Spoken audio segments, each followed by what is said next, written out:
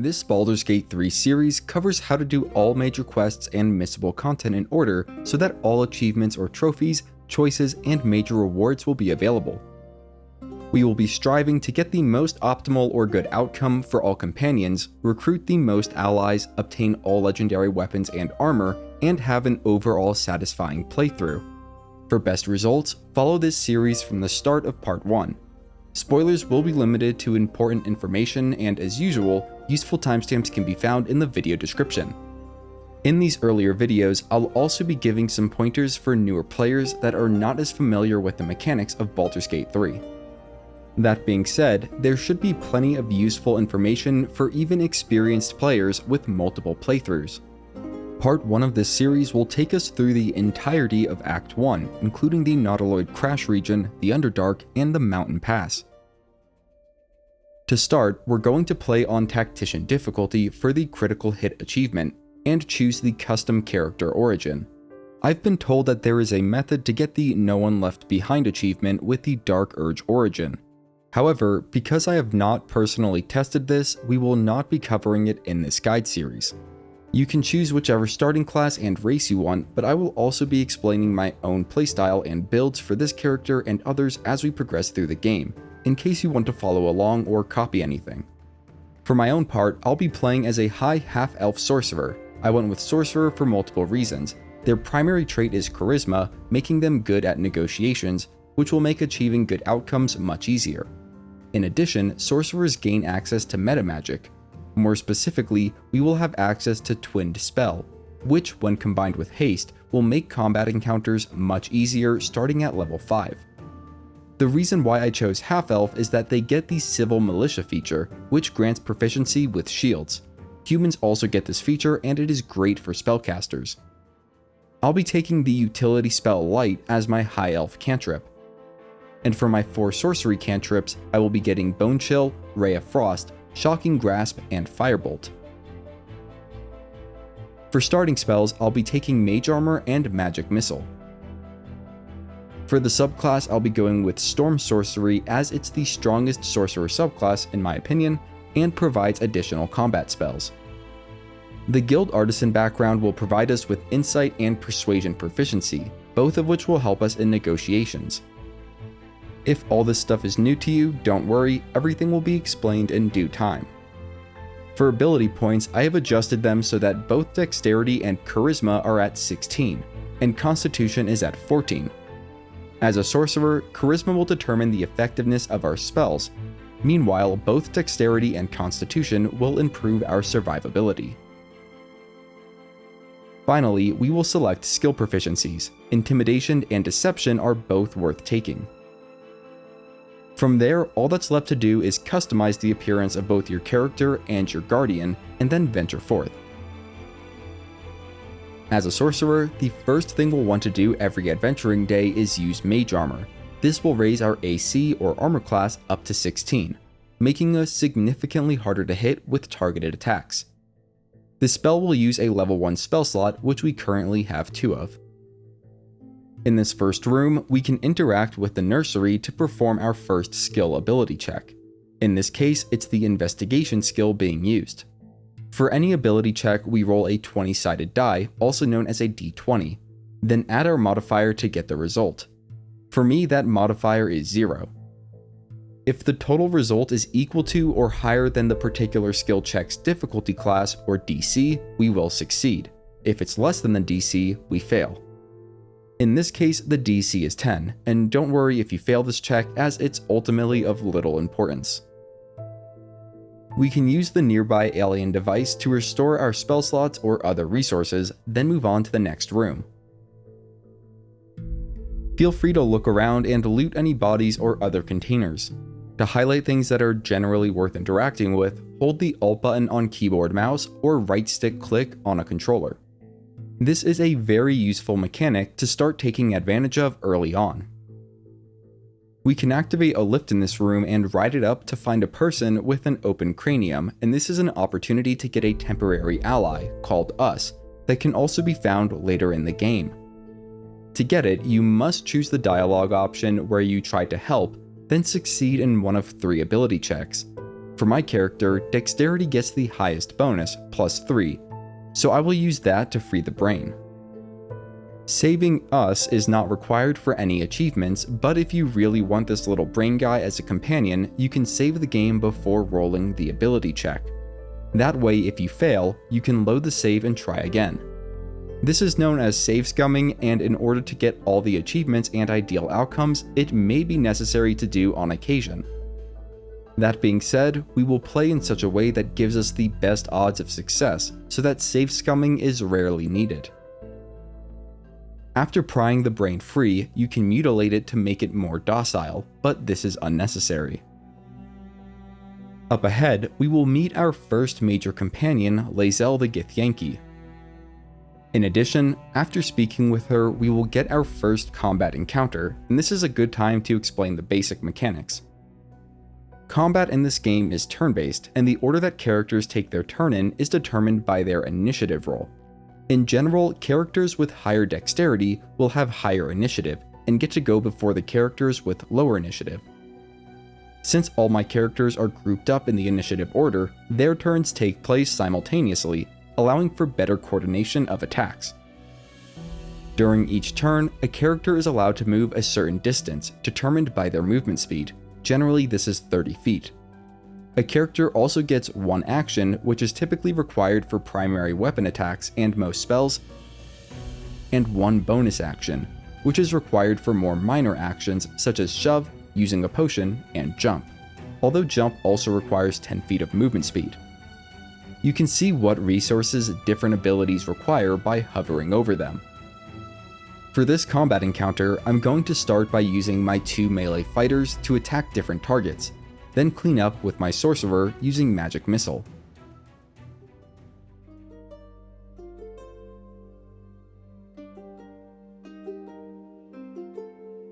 After the fight, we'll use the restoration device, then continue towards the helm.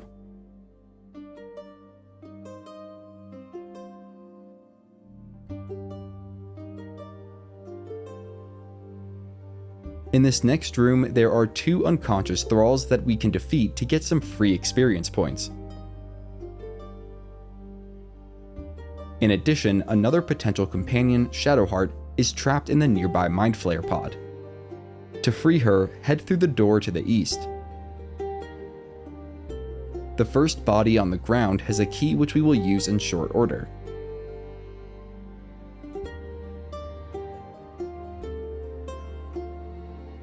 Near the back end of this area is a console that you can interact with for a short cutscene.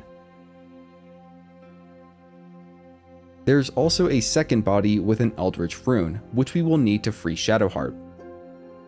You can also grab the green brain jar, which has a purely lore-based use quite a bit later in the game. Returning to the room with Shadowheart, we can open the elaborate reliquary chest with a gold key for some loot, grab the brain jar, then go to free Shadowheart. To do this, interact with the nearby console and insert the Eldritch rune.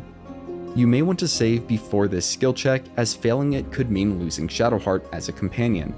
This is very unlikely though, as you only need to meet a DC of 2 to succeed. Once Shadowheart is free, we'll speak with and allow her to join the party. Before moving on, you can open Shadowheart's spellbook and switch out the Shield of Faith spell with Bless, which is a fantastic support spell for combat. Looking at Bless, you might notice that it lasts for 10 turns and requires concentration. A character can only concentrate on one spell at a time, so if you cast any other spell that also requires concentration, it will end the previous spell that was being concentrated on. We will also want to prepare the command spell on Shadowheart and have Lae'zel pick up the large chest in the other room for later use. Once ready, we'll move south towards the helm. Before going in, we can prepare for combat by entering turn-based mode. On a controller, do this by pressing the right trigger, then selecting the turn-based mode option. This allows us to efficiently use various buff spells or abilities with short durations, such as Bless, before entering a combat encounter. For now, all we really have is Shadowheart's Bless, which can target up to 3 allies. We can then use another character's action to activate the nearby alien device, replenishing the level 1 spell slot that Shadowheart used to cast Bless.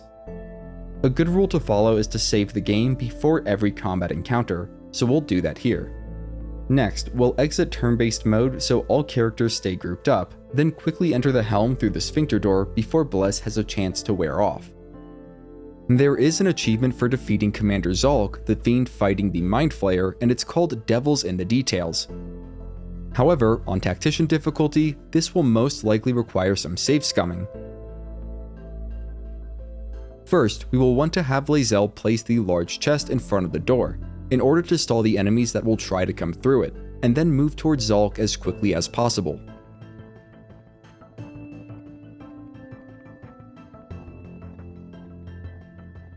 Next, we'll want to save, then have Shadowheart cast Command Drop on Zolk, and it will need to succeed.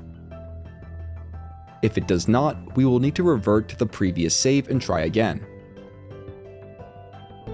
Once Zolk drops his Everburn Blade, we can have Lae'zel pick it up and equip it, then start beating on Zolk her next turn, while the rest of the party cleans up the weaker enemies before joining in to help. We will want to save throughout this process, as hitting Zolk most of the time will be necessary for success. Also, we need to get the final blow on Zolk for the achievement, and because of that, it's recommended to save one spell slot on our Sorcerer for Magic Missile. At 11 turns remaining before the Nautiloid crashes, 2 Cambions will enter the turn order. The chest will only block them for 1 or 2 turns. At this point, Zolk will hopefully be at half health or less. Once Zolk is down to his last 10 or so points of health, we will want to have our Sorcerer within reach of the transponder. We'll go ahead and save the game, then, assuming that Zolk is not defeated by the Mind Flayer, we can finish the job on our Sorcerer with a Magic Missile, then run or fly to the transponder. All it takes is one character interacting with the transponder for everyone to escape.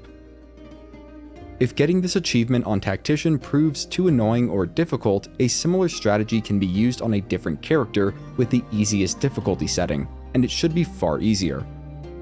Just be warned that if you turn the difficulty down to easy on this playthrough to defeat Commander Zolk, then continue playing on that same save and turn the difficulty back to Tactician, you won't be able to get the critical hit achievement for beating the game on Tactician.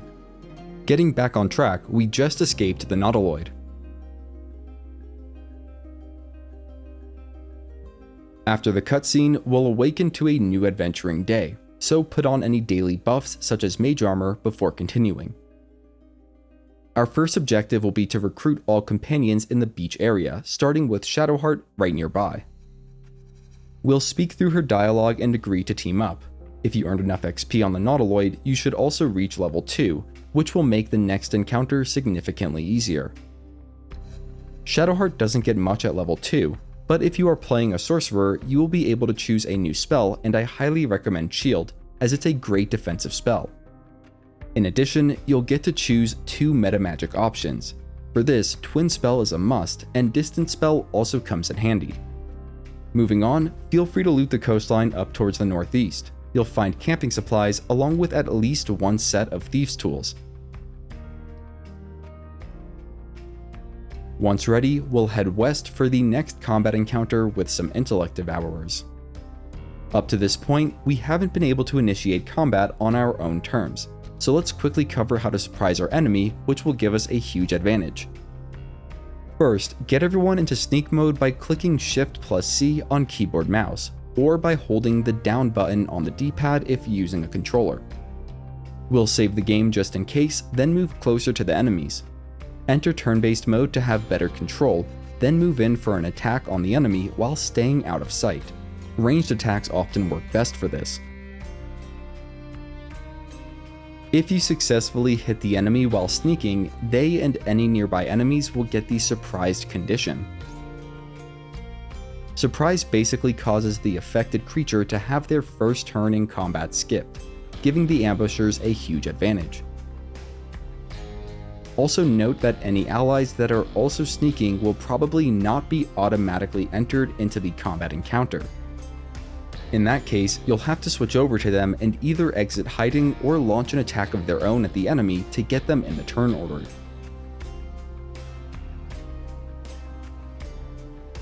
Another tip for combat encounters is to end your turn while staying back and out of sight of enemies. This will force them to waste their action on dashing in order to close the distance. By making use of surprise mechanics and playing tactically, this otherwise difficult early encounter is handled with relative ease. If you need to heal after the encounter, you can expend a short rest. Short rests heal half of each character's hit point maximum and restore certain resources depending on the class, one example being the Channel Divinity charges of a cleric. You get 2 short rests per adventuring day, and both are replenished when taking a long rest, but more on that later. Before moving on, make sure to loot the surrounding bodies and containers, as there should be some useful items, such as a potion of speed.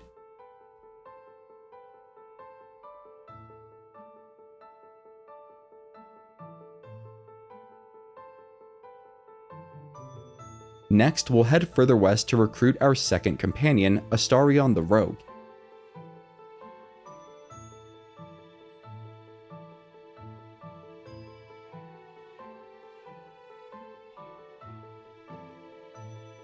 After a small altercation, Astarion will apologize for the misunderstanding.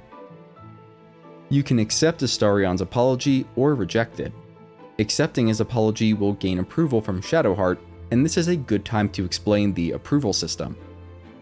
Different companions will either approve or disapprove of specific actions you take, most of which occur through dialogue choices. Each companion reacts differently, and for Shadowheart, she approves of discretion above all else. On the other hand, Astarion mostly approves of cruelty, but regardless, we should be able to get him to toe the line. Ultimately, the approval system is a crucial mechanic in Baldur's Gate 3, and raising approval with companions will cause them to open up and share personal information about their past, motivations, and willingness to engage in romance. If you are ever worried about how a companion might react to a choice you're about to make, just save the game beforehand so that you can go back if needed. I'll do my best to point out key opportunities for raising companion approval when possible, as well as how to avoid disapproval. As a reminder, here is where we are at on the map just to help everyone follow along. Before moving on, we can interact with the Frightened Boar. A successful animal handling check here will result in gaining more approval from Shadowheart. Whenever we do an ability check, we'll want to take advantage of the guidance spell from Shadowheart.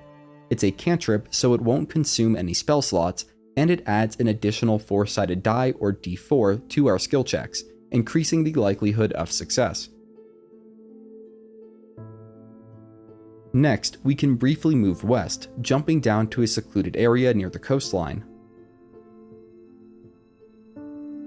There, a boulder can be shuffled out of the way by Shadowheart to reveal a chest.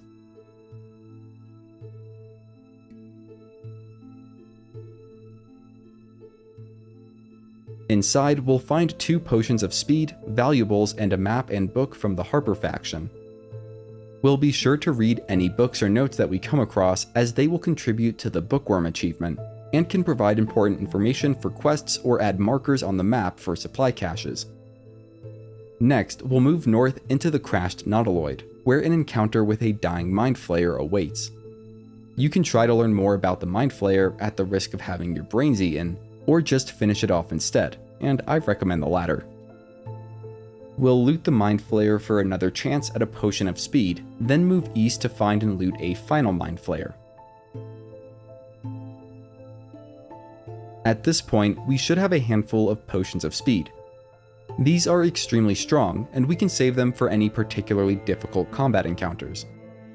Moving on, we'll head north to the Ancient Sigil Circle.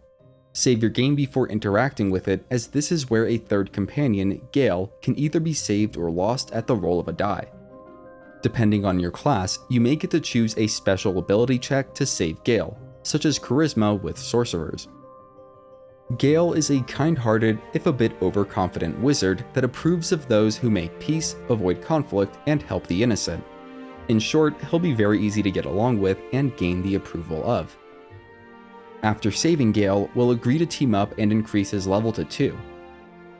As a wizard, subclass selection becomes available at level 2, and I've always liked the Divination subclass, as it gives us access to the Portent subclass feature. Portent gives Gale 2 pre-rolled d20s that can be used to replace any attack roll or saving throw made by a nearby creature during combat. I also really like taking the Longstrider spell on Gale as soon as possible. This spell can be cast as a ritual. What that means is that if you use it out of combat and while not in turn-based mode, it does not consume a spell slot. This means Gale can give all his companions and himself the Longstrider buff, which increases movement speed by 10 feet per turn, and it lasts until taking a long rest. Gale is also a spellcaster without any form of physical armor, so make sure to use mage armor on him before moving on. Before finding the last beach-bound companion, we'll head a short distance west to loot some goblins. From there, move north. There's a small patch of burning ground which we can either jump over or neutralize with ice or water.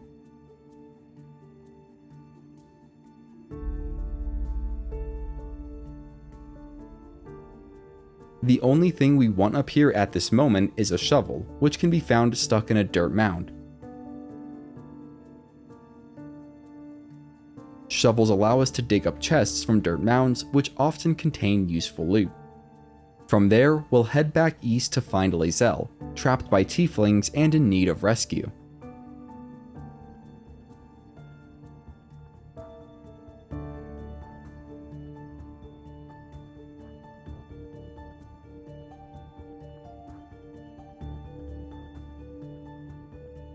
In order to get the Leave No One Behind achievement, we cannot harm the Tieflings, so instead use Deception to trick the Tieflings into leaving peacefully. Some classes, such as monks, will have access to alternative ability checks in order to resolve things peacefully. In any case, once we've peacefully gotten rid of the Tieflings, we can free Lae'zel. We can tell her that she needs to say please in order to score some easy approval points with both Astarion and Shadowheart. Afterwards, we'll shoot out the bottom of the trap to free Lae'zel. Shadowheart will disapprove of teaming up with Lae'zel, but there is a pretty simple trick to avoiding companion disapproval. Simply take control of the character that will disapprove, ungroup them from the rest of the party. This is done by clicking G on the keyboard or through the party interface when using a controller, and then move them a fair distance from the interaction. Doing so will prevent that companion from registering your actions, thereby avoiding the loss in approval. Just make sure that you remember to group everyone back up afterwards so as to keep the party moving as a single unit. When you agree to join forces with Lae'zel, she'll tell you to make room in your party. At this point, you can either make room for her or have her go wait at camp instead. I'm going to make room by telling Astarion to return to camp. And although companions may pout or complain about it, telling them to return to camp will not have any impact on their approval or anything else for that matter. I had Lae'zel join the party, increased her level to 2, and had Gale cast Longstrider on her. We'll make sure the party is all grouped up and move east towards the chapel ruins.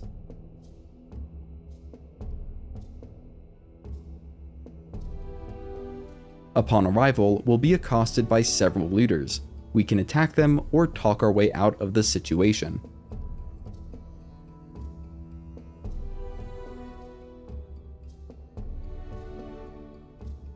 Now, this is a good point to take a long rest, for story and companion approval purposes if nothing else. At the camp, it's a good idea to speak with our companions. If we speak with Shadowheart and agree that finding a healer is the top priority, we'll gain some approval with both Gale and Shadowheart. We can also speak with Shadowheart and choose the "we should get to know each other more" option, then choose "if you're not comfortable, I won't press you" to gain additional approval points. With Astarion, he should offer to stay up and keep watch. Picking "thank you, I'll sleep better for that" will get us some approval points with him. With Lae'zel, we can ask her if she knows much about mind flayers, and following that, about what happens if a cure isn't found. Finally, we can say that's not going to happen, we will find a cure to get some approval points from her. For Gale, he should start the conversation with "go to hell." Responding with "and a good evening to you" will get us some approval. Now, when taking a long rest, you can either use camp supplies for a full long rest, or save camp supplies and take a partial long rest instead. For my situation, a partial long rest will be just fine, and we will be taking another long rest soon. A quick bonus tip I have is to make a manual or permanent save at the start of each adventuring day. They serve as excellent checkpoints to load back to. We'll start the new adventuring day by getting all of our buffs in order. Once that's taken care of, we'll leave camp and venture into the chapel ruins. We can shoot down the nearby foundation block with a ranged attack. Don't enter just yet, but this will open a hole down into the ruins. There is a group of enemies that will need to be taken care of, and we are going to get the jump on them. Group up around the entrance and have the group enter sneak mode, then toggle turn-based mode and jump in. We're going to strategically position our characters around the sides of the door so that they stay out of sight. Move the wooden chest in the way of the door so as to block anyone trying to walk in. Then save the game and end everyone's turn. If all goes right, no one will discover your party in the time that passes. At this point, we'll select one of our characters with ranged attack options and hit one of the enemies from hiding. This should cause all the enemies to be surprised. Next, have another character with the Firebolt spell hit the oil barrel just beyond the door. This will cause an explosion that will decimate the enemy's numbers and lead to very easy cleanup.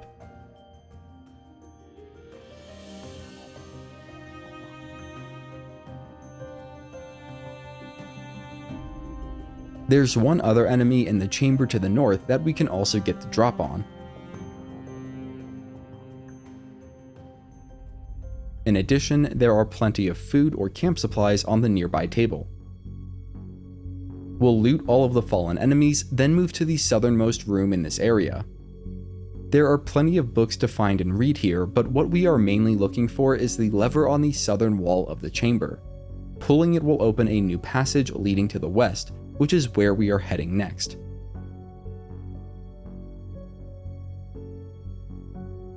After looting everything in the immediate vicinity of this new area, we'll want to split off from the group and go through the doors to the south.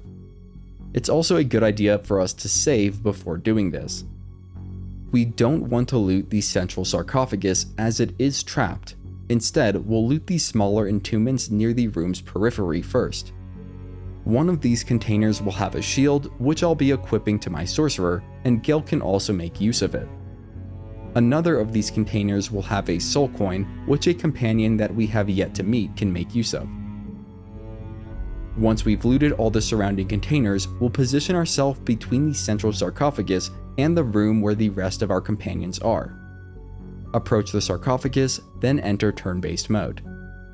We'll loot the engraved key and Watcher's Guide magic spear from the sarcophagus, then skirt around the grease that appears on the ground and return to our companions, using dash if necessary.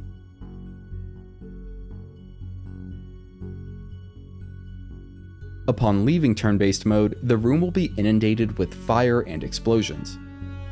At this point, we'll group the party back up and go through the doors to the north, which we now have the key for.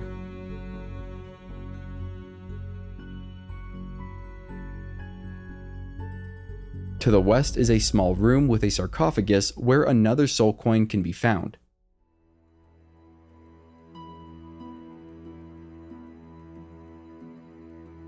There is also a Book of the Dead Gods, which if you manage to open and successfully read, will gain some approval with Shadowheart and inspiration for both Gale and Shadowheart.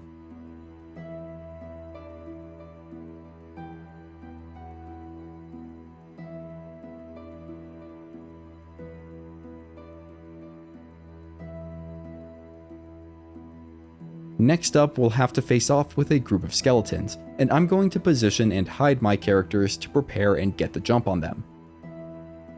Once ready, we'll enter turn-based mode and have a character interact with a button in the northwest corner of the room. This will open a door to a secret room nearby, as well as unleash a handful of reanimated skeletons.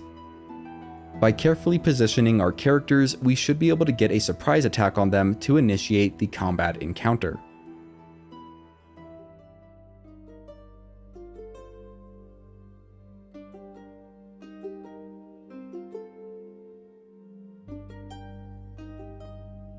After the encounter, head into that newly opened room and open the sarcophagus.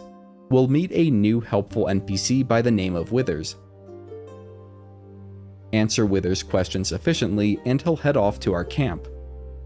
Before going there ourselves, let's loot Withers' sarcophagus for yet another soul coin along with some valuables. In the nearby heavy chest, we'll also find the Amulet of Lost Voices, which allows the wearer to cast Speak with Dead at will.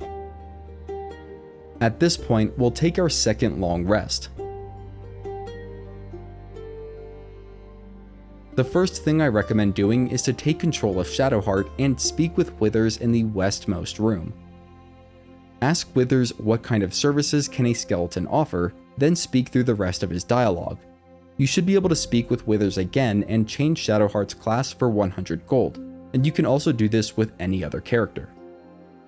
I'm going to switch Shadowheart to a Light Domain Cleric and optimize her ability score points.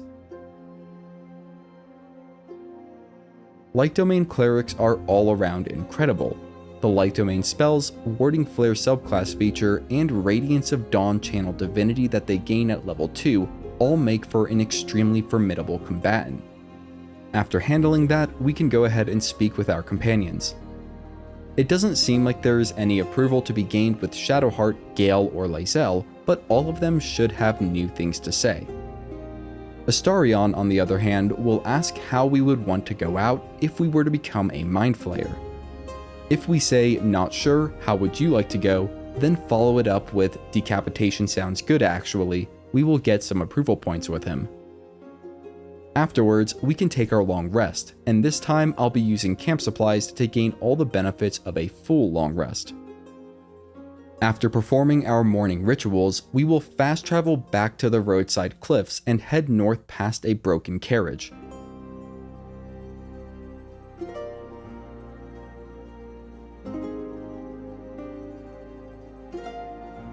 There is a battle up ahead, so I'm going to have Shadowheart bless everyone but herself, then have the party climb the nearby hill to the north for a good vantage point. There are quite a few enemies in this encounter, but fortunately we will also have plenty of allies to back us up, so we can lean on them in order to conserve resources.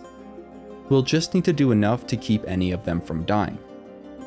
To that end, the Bugbear is capable of dealing a lot of damage, so I always prioritize defeating him first. Once the raiding party has been dealt with, we'll visit the nearby Ancient Sigil Circle to activate a new fast travel point. Then, we'll loot all the bodies for sellable loot and a shield, which we can equip Gale with. Zakrug the Goblin boss should also have the Gloves of Power on him, which are good when equipped by Lae'zel or any other martial class.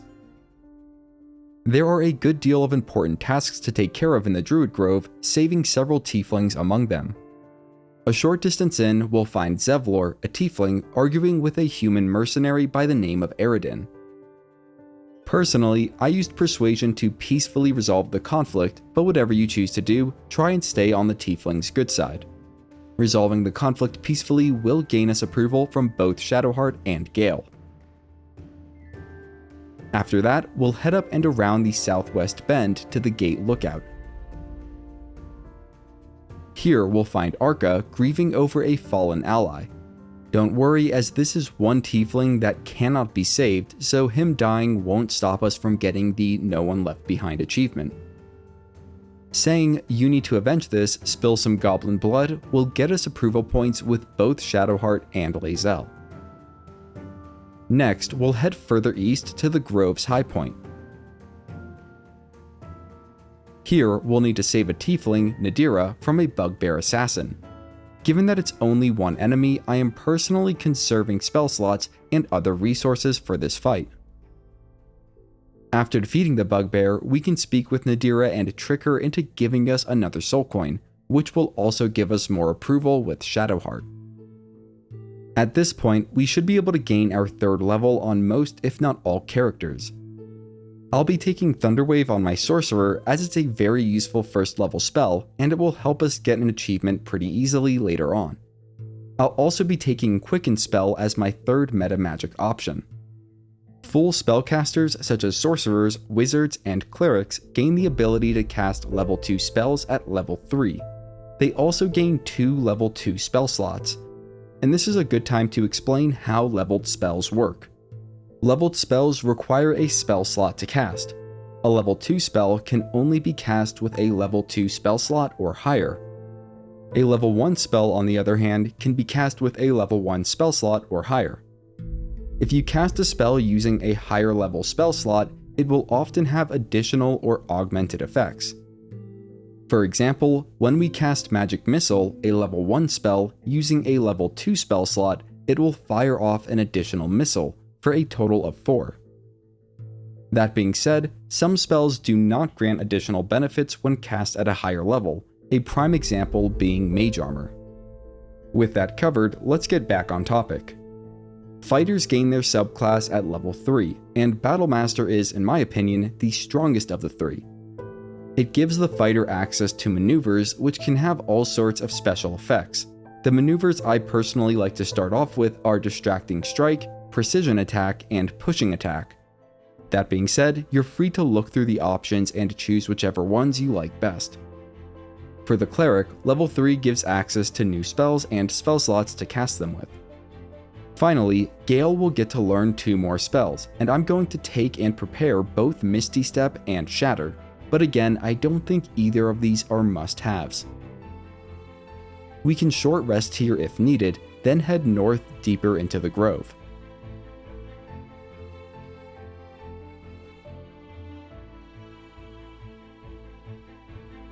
A short distance in, we'll find Aaron the Trader and we can sell our valuables to him. A higher charisma will get you better prices on purchases and more money for wares that you're selling. When it comes to selling, any junk, jewels, and common weapons and armor can go. We will hang on to magic items such as the Watcher's Guide, as well as any soul coins, infernal iron, and elixirs. Also, there is an easy way to accumulate wealth and magic items, but it's definitely gaming the system. First, save the game before trying this. Then, what we'll need to do is toggle on non-lethal attacks in the Passives tab. Then, for best results, sneak attack the merchant we want to get loot off of with a character that we aren't using to interact and buy stuff with. In this case, we'll attack Aaron with Gale from hiding. At that point, whittle the merchant's health down until they are knocked out. Just make sure to exclusively use melee attacks once the merchant is at low health, as ranged attacks and spells will kill even if non-lethal is toggled on. Once the merchant has been knocked out, you can hide and loot back all the items you sold the merchant, plus any unique magic items the merchant had for sale. Note that this cannot be done with all merchants, at least not without incurring backlash from nearby guards, but I'll be sure to point out any merchants that this can be done with, and don't worry, so long as the merchant isn't killed, they will wake back up after the next long rest, and will only be mad at the first character that attacked them. Personally, I'll be taking just the magic items to equip my characters and sending the remaining valuables back to camp. We can always go grab it from the camp stash whenever we need stuff to sell. Moving northwest, we can find and speak with Zevlor in the hideout beyond the stone door.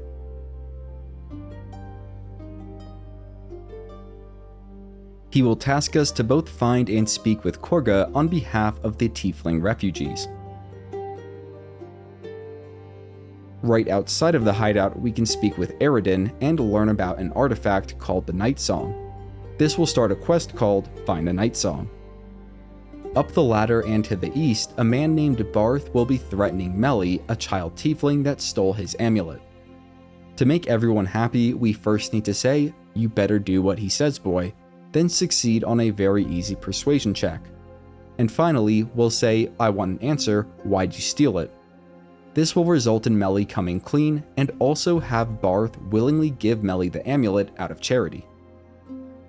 We can also find Auntie Ethel nearby, and we don't want to attack her at all as she has an important quest which will come up later. Also, telling her about our tadpole condition will result in disapproval from Shadowheart. That all being said, we definitely want to browse her shop. She should have 3 elixirs of Hill Giant Strength for sale, and these are replenished after each long rest. They are totally worth the gold and greatly enhance the combat effectiveness of strength-based characters, such as Lae'zel. They also last the entire adventuring day. Throughout Act 1, we will want to return to Auntie Ethel to get these 3 elixirs after every long rest, and use them on our martial characters as part of our morning preparations. The final important character down in this area is Damon the Blacksmith, and we also want to leave him unharmed. We can ask him about both his craft and his wares, but that's about all for now. To the northwest is a prison, but it's best if we avoid going there for now. Instead, find and speak with Zorru nearby. Lae'zel will want to interrogate him, and it's up to us on how much we choose to moderate Lae'zel's behavior. Lae'zel will disapprove of us stepping in, but Shadowheart will approve. The opposite is true if you allow Lae'zel to take charge or back her up.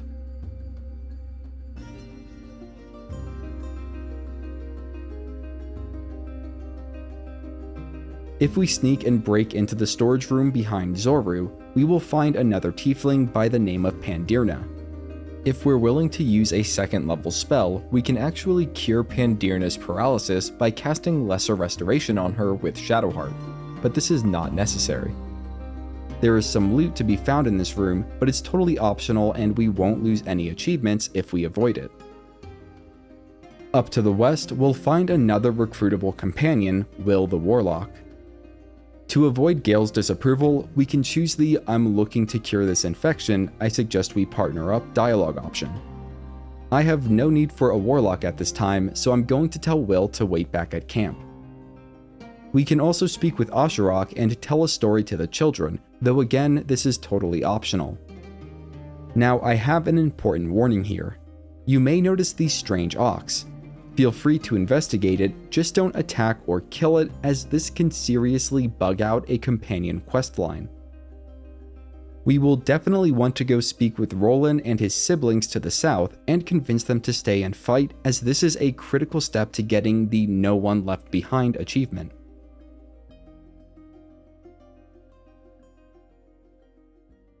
Moving deeper into the grove, be wary of the boy to the east named Mattis. Most of the supposed magic items he sells are fake and have no effect whatsoever. In addition, while browsing his wares, a tiefling child will try to pickpocket you and run away.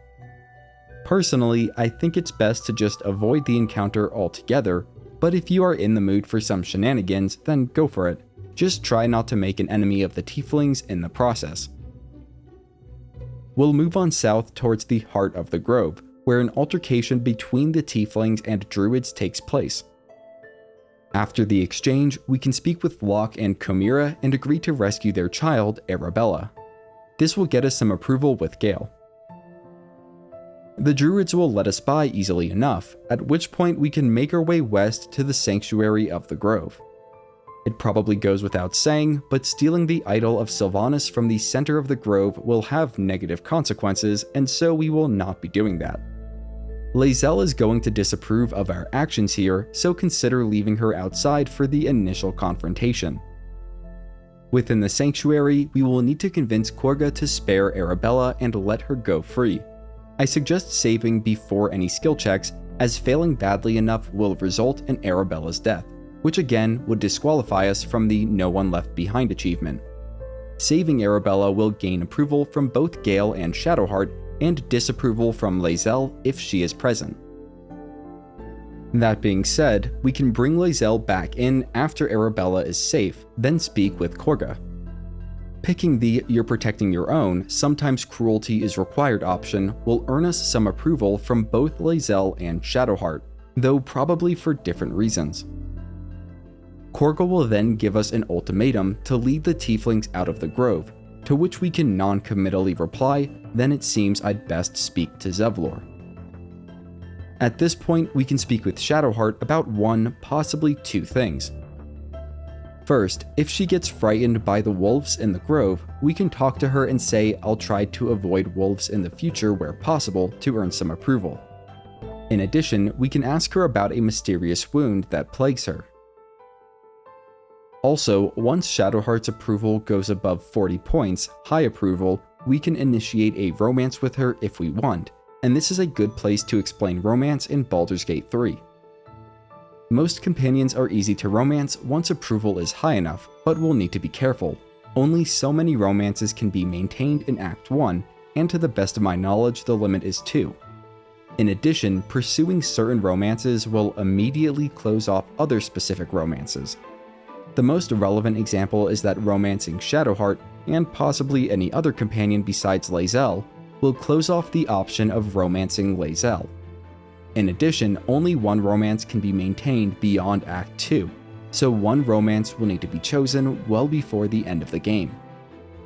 I can't say who has the best romance, but I will say that the only companion we need to romance for an achievement is Karlach, who we haven't recruited yet, but we'll get there soon enough. In any case, because of that reason, I will be romancing Karlach in the long term for this guide series.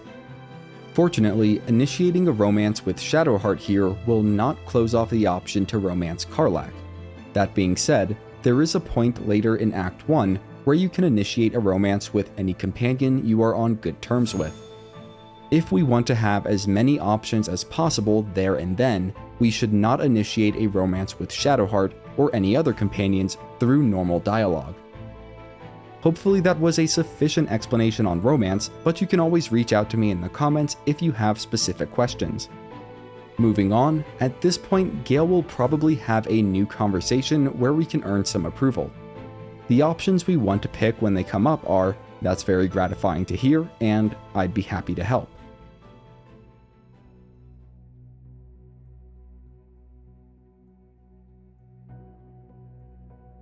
Next, we'll head northwest into the servants' quarters.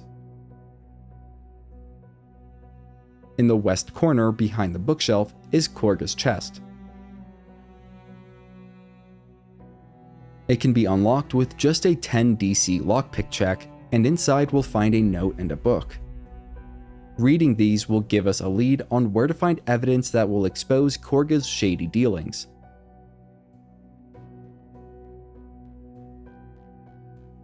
For now, we will bide our time and move northeast to the Druid's chambers. Here, we can speak with Nettie the healer. Honesty here is the best option. After explaining the situation, Nettie will bring us to the back room for further assessment.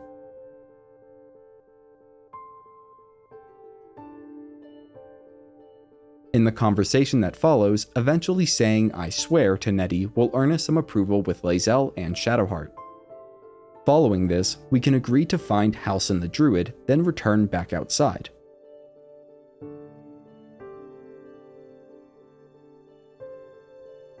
To the south, we can get Tuffet the Bear to move off the lift with a successful animal handling check. This will allow the lift to operate normally.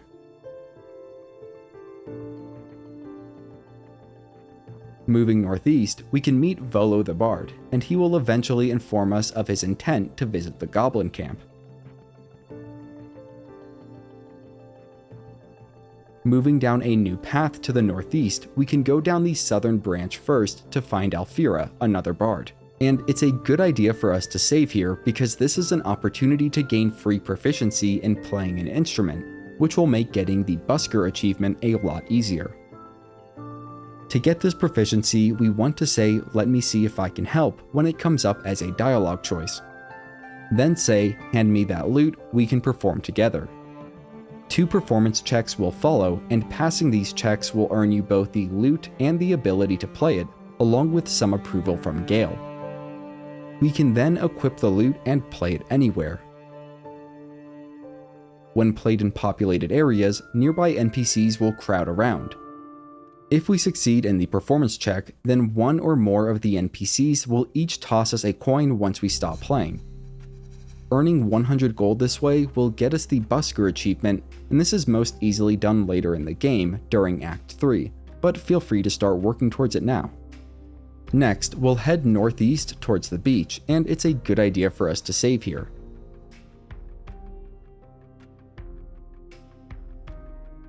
A tiefling boy by the name of Murkon is standing near the water, and a pretty rough encounter is coming up, so we may want to position 1 or 2 companions up at the vantage point to the south.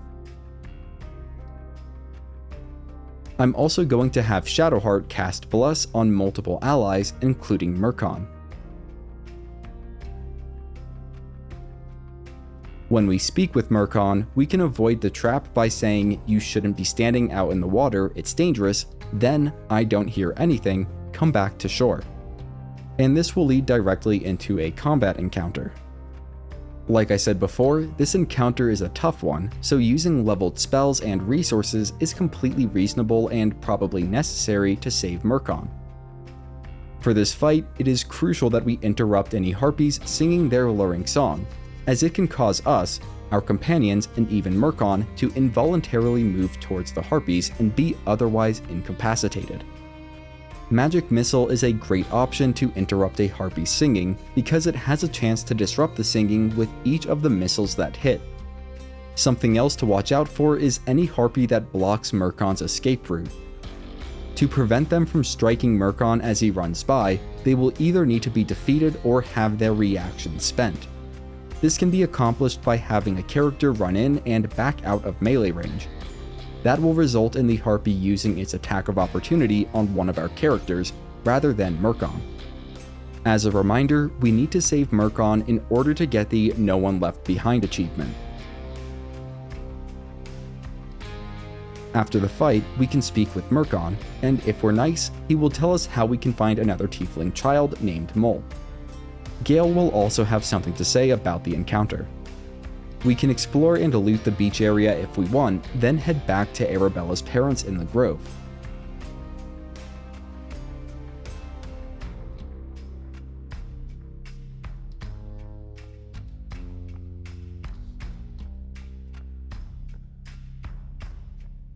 Speaking with them will be rewarded with Comir's Locket.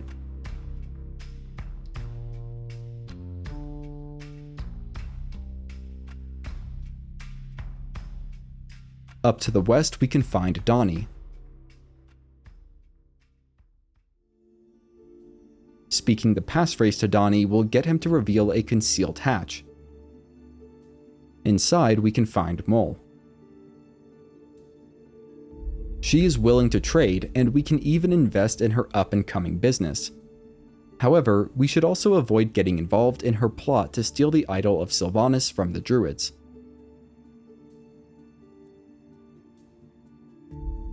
With that done, we just have one more task to handle at the makeshift prison before leaving the grove. Before going there, we'll want to consider ungrouping Lae'zel from the party and leaving her behind a few paces, as she will disapprove of what we are about to do. In one of the prison cages, we will find Sazza the Goblin, and we must save her to get the She Cannot Be Caged achievement. To do that, we will step between the crossbow and the goblin. We will then need to talk Arca out of the revenge killing, and this will gain approval from both Gale and Shadowheart. Before calling Lae'zel back, we will speak with Sazza and agree to help her escape. Then pick the lock, speak with Sazza again, and tell her to follow us. At this point, we can group the party back up and jump to a secluded area just east of the prison cages. Here, we'll find the entrance to an underground escape route. Before doing anything, we will need to deactivate the bear statue guarding the path. To that end, we can take control of a character that Sazza is not following, split off from the group, and hide. Then, we'll sneak over to and interact with the rune of the bear when the goblins are not looking that way. These goblins will attack us even if Sazza is with us, so at this point, we can just attack them from hiding to get surprise. Overall, this encounter is not difficult. Afterwards, we can use a healing spell or throw a healing potion directly on the unconscious Findle to revive him. Just know that if Sazza is within view, we will need to convince him to look the other way.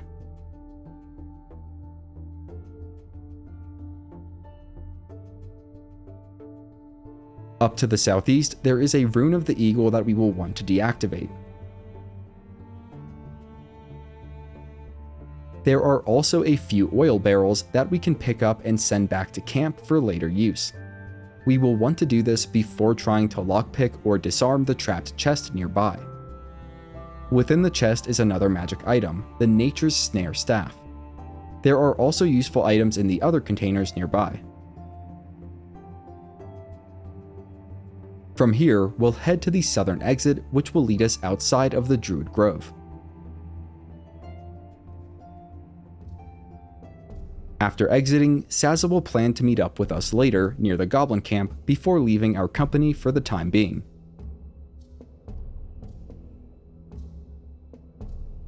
Next, we'll jump up to the rocky hillside towards the south, then head towards the highest point.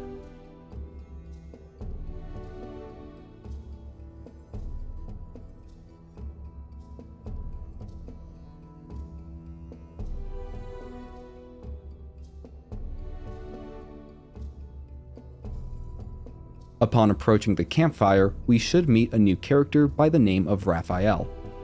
If he doesn't show up, make sure all party members are present, then try again. Look for and choose the dialogue choice that starts with "You're mad if," as this will gain us approval with both Lae'zel and Shadowheart. After the encounter, we can speak with our companions about Raphael.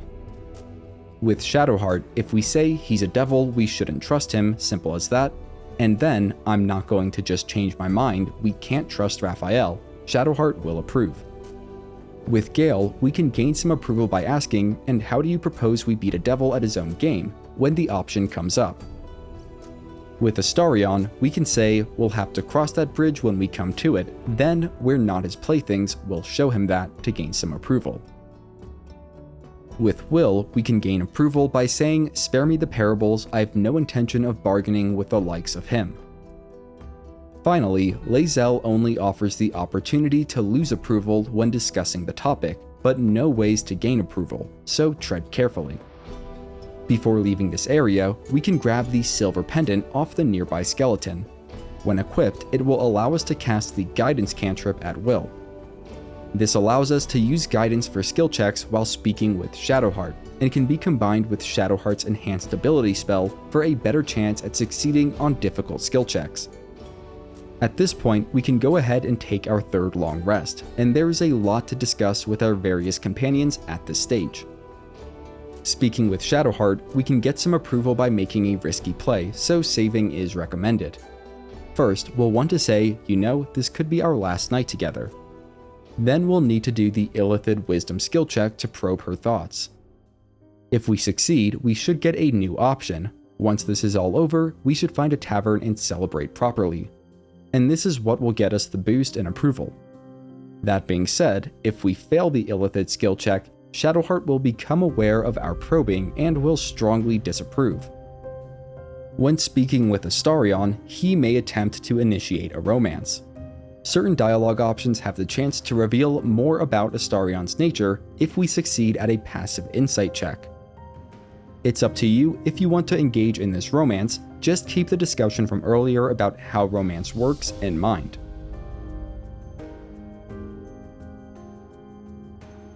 With Lae'zel, she will tell us a little more about the Githyanki, but it won't get us any approval. If it hasn't already been done, we can ask Lae'zel, "Are you sure a creche is our only path to a cure?" and follow it with, "That kind of wisdom is very valuable," to earn some approval. To get some approval with Wyll, we can say something special about us, or at least about our tadpoles, when the opportunity presents itself. At this point, we can also speak with Withers and unlock the ability to recruit hirelings. These are basically generic companions that can fulfill almost any role in the party, but that serve no significance to the story. After the long rest, we'll carry out our morning preparations, and perhaps pay Auntie Ethel another visit for more elixirs of hill giant strength. Once ready, we'll head west from the Druid Grove. Following the path towards the northwest will lead us to a dying dwarf and his 2 companions. We can use our illithid powers here, but it has no benefit and we have limited uses of it per day, so we're better off saving it. Eventually, we should be presented with several options. Saying, "Forget the Owlbear, you're still alive, so go," will gain approval from Shadowheart, but saying, "You need to find the beast and avenge your brother," will gain approval from Lae'zel, along with extra bodies to fight the Owlbear. Lae'zel approval is harder to come by, plus the extra help for the Owlbear fight is very nice, so I went with the second option. Before going to the cave, we can loot the dead dwarf and either block out or accept the Mind Flayer parasite that emerges from him, and neither option will have detrimental consequences. We'll be sure to grab the shaft of a broken spear from the body, then move into the Owlbear cave. We will speak with Andric near the cave entrance to get the 2 to head inside. Once more, we can gain some approval from Lae'zel by choosing to attack the Owlbear when it approaches. Shadowheart, however, will disapprove if she is nearby. In order to get all achievements and to not be a monster, we need to make sure the Owlbear cub survives the encounter and let it live after the fact. To that end, we will focus all attacks on the grown Owlbear to make sure it is defeated before either of the NPC allies can kill the cub. Brenna should command the Owlbear to halt on each of her turns, which will make the encounter much easier.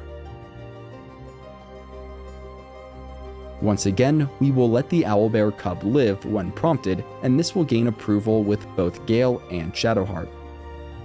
After the fight, we can speak with the 2 absolute cultists and send them on their way.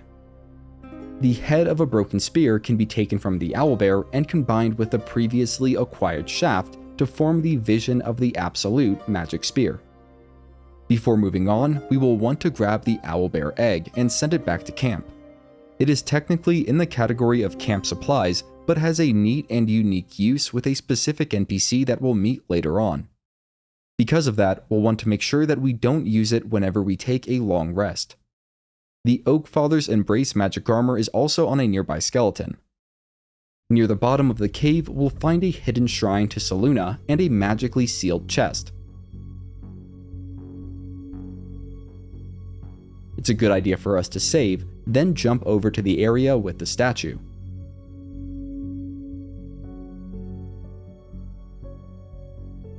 Moving near the southern wall should trigger a passive perception check, and succeeding will reveal a selenite prayer sheet. We can pick it up, return to the sealed chest, then read the prayer from our inventory to dispel the magic seal.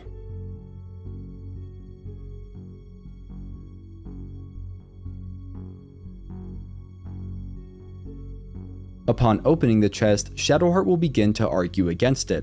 If we ask why, we will be presented with the opportunity to learn a good deal more about her through an insight check. The DC is fairly high at 15, so it may take some inspiration points or save scumming.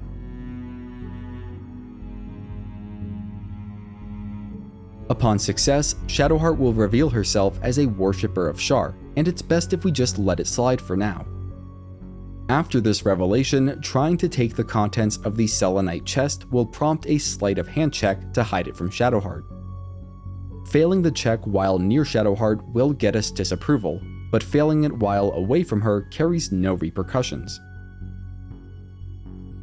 Once we've learned about Shadowheart's Shar worship, we will gain new conversation starters and the opportunity to gain a ton of approval. First, we'll pick the I want to talk about your Shar worship option, which we can follow with I have no problems with Shar worshippers if that's what concerns you. It's a super easy persuasion check that we should have no problem passing. That alone will get us some approval, but let's go for more. We will start with remind me, then fascinating, please continue. Followed with when you put it like that, it seems strangely comforting. And finally, I'd be lying if I said it didn't sound convincing. You should tell me more sometime. Next, we can say, I want to get to know you more, Shadowheart. Followed by, tell me something about yourself besides Shar, besides tadpoles. And finally, you'll have to point out night orchids to me if we ever pass them. Last but not least, we can ask, why were you in pain before? And follow it up with, is there anything I can do to help with it? All of that together should raise Shadowheart's approval of us by a total of 16 points. Next up, we'll head northwest of the Owlbear cave to find a new furry companion. Scratch the dog will be guarding his fallen master. Either a successful perception or animal handling check will allow us to befriend the canine. We can pet him and tell him to follow us. When Scratch refuses, we can respond by holding out our hand so he can follow our scent to camp later, and doing this is necessary for us to get multiple achievements later on. From there, we can jump across the riverbed to the north to go find Karlach, our final recruitable companion for Act 1.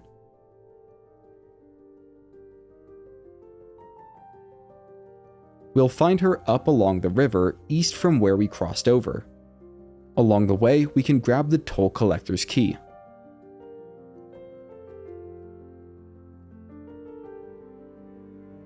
We'll play nice and agree to team up with Karlach in order to fight the individuals that are hunting for her. They are pretty tough though, and it's best if we don't face them just yet. Given that our party is full, Karlach will head to our camp instead, and now is a good time to show how we can turn Karlach into the strongest character in the game. I had a hard time picking between switching out Gale or Lae'zel for Karlach, and ultimately switched out Lae'zel. This is because in the near future, we are going to take many actions that Lae'zel will either disapprove of or be indifferent to. Meanwhile, we will gain a lot of approval with Gale by keeping him in the party. To unlock Karlach's true potential, we will need to change her class over to Monk through Withers. For ability points, we will plan to keep Karlach juiced up with giant strength elixirs each day. Because of that, she doesn't need any points in strength. We can then redistribute the rest of her points so that she has 16 in dexterity, 15 in constitution, and 17 in wisdom. This may seem somewhat random or unoptimized, but the reasoning behind this distribution will become clear as we progress. All that's left is to level Karlach up and take the Way of the Fist subclass at level 3. The reason why Karlach is so strong as a monk is because of a somewhat hidden interaction between soul coins and unarmed strikes. When Karlach uses a soul coin, she gains the Infernal Fury buff until the next long rest. Even though it's not mentioned in the description, this buff gives Karlach's unarmed attacks an additional 2d4 fire damage. Combined with the effects from an Elixir of Hill Giant Strength, Karlach's unarmed strikes deal a whopping 8 to 19 damage, and it's going to increase significantly at level 4. Leaving the camp, we're going to backtrack a little bit, jumping back across the river. Karlach will eventually confront us about not going to fight the people hunting her, but we can just reassure her that we will go do it. Moving on, we'll head south towards the Blighted village.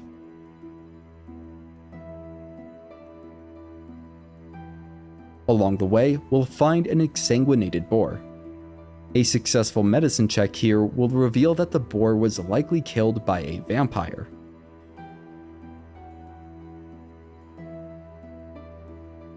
There are several bodies to scavenge for supplies near the Blighted village's entrance, and we will want to save before heading west into the village.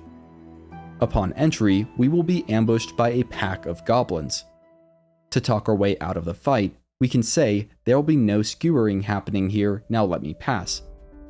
This will need to be followed by a successful speech check, and using either persuasion or intimidation will increase approval with both Shadowheart and Gale.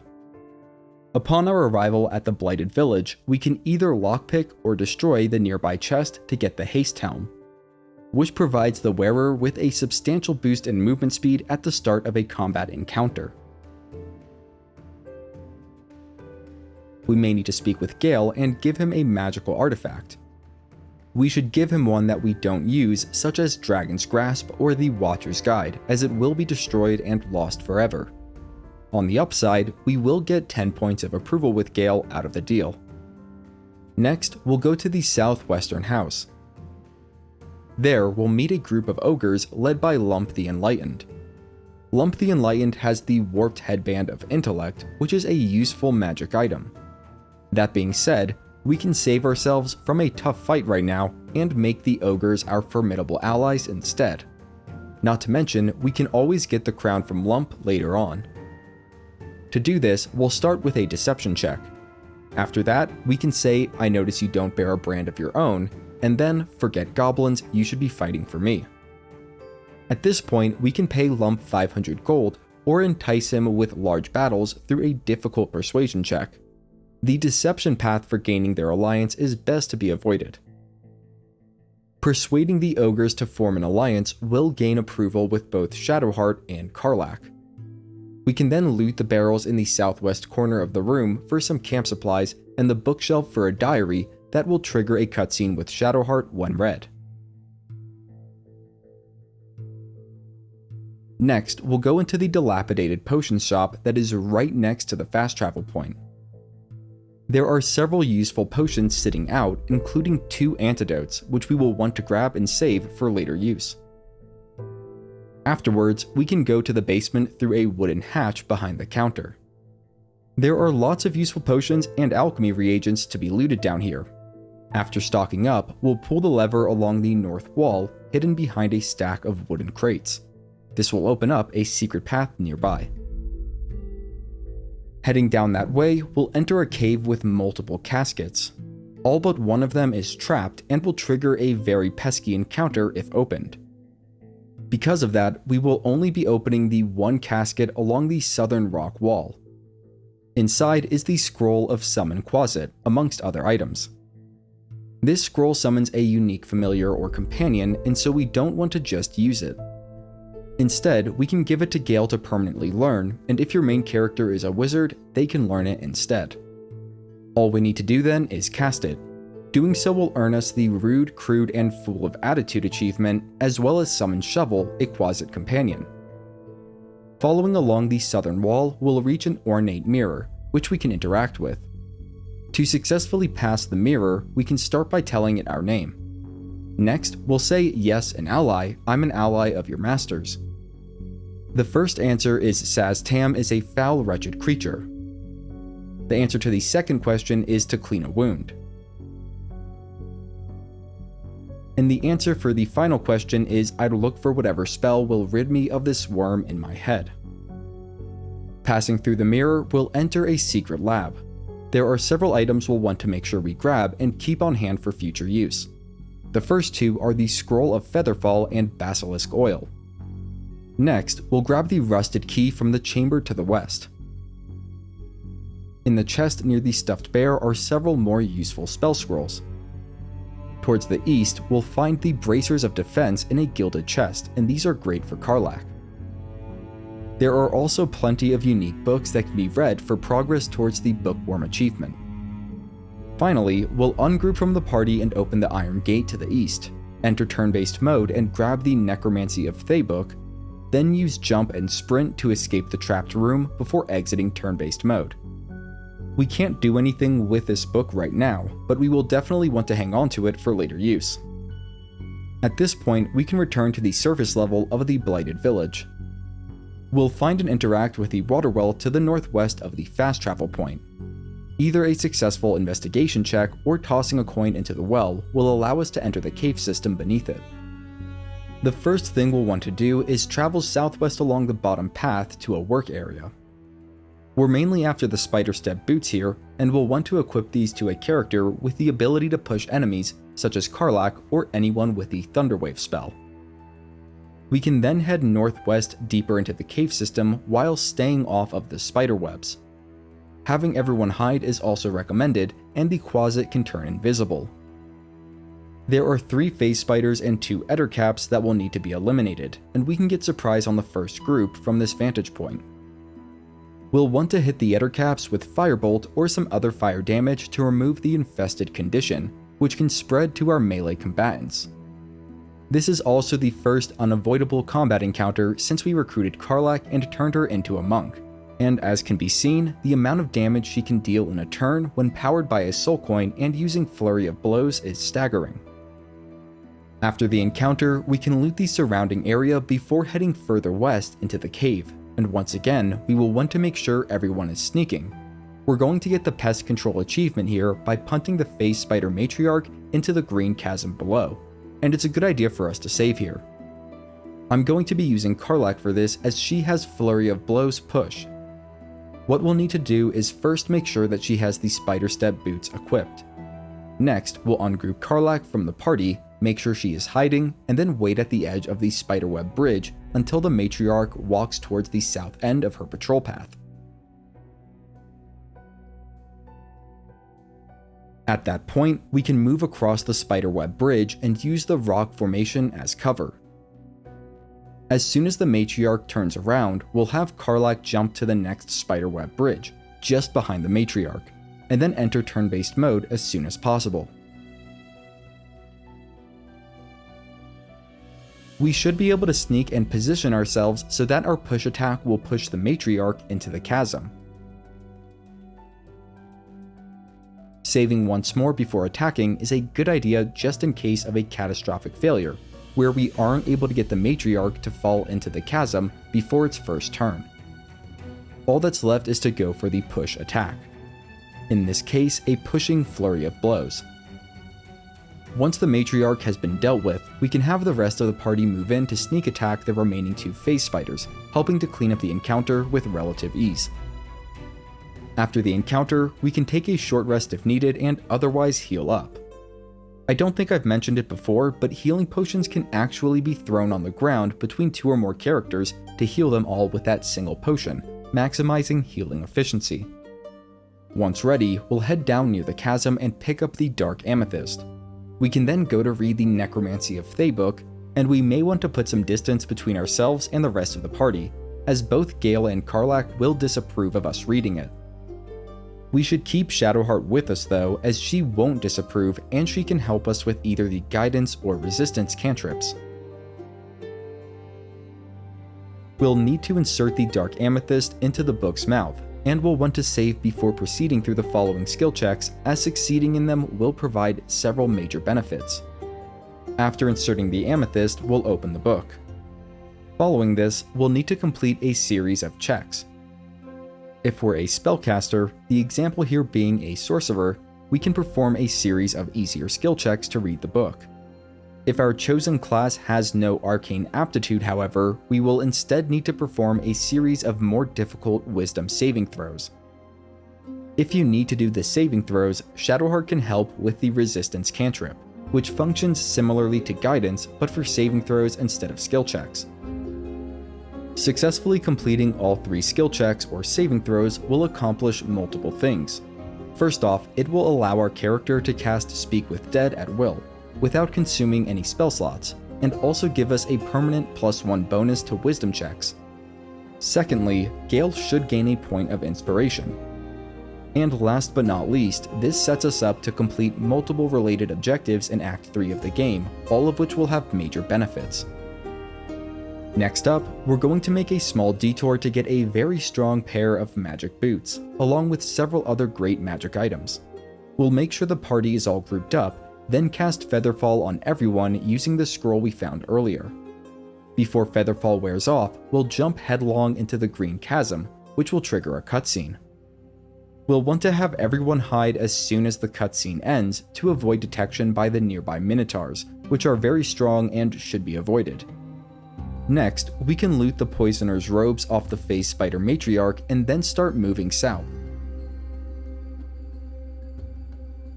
It's a good idea for us to save here, as there is a weakened Minotaur that we can get the drop on in turn-based mode, and defeating it will get us a nice 75 experience points.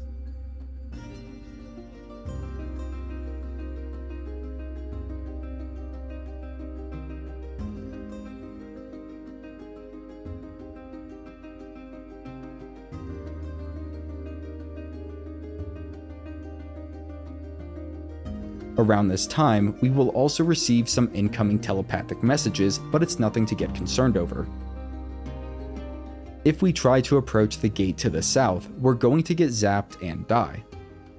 So instead, we'll sneak around the gates with one character, preferably one with ranged attacks. Before stepping on the bridge, ungroup the selected character from the party, hide, and enter turn-based mode. Next, we'll approach the bloodstain on the ground and jump southwest to the rocky ledge. From here, we can easily infiltrate the Selenite outpost, eliminating any torch stalks in our path from a distance.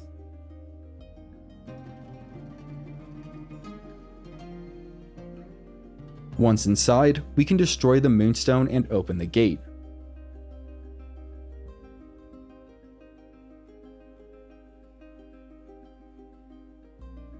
There are multiple useful items in this outpost, including a basic greatsword that we will want to pick up and save for later use, along with several oil barrels.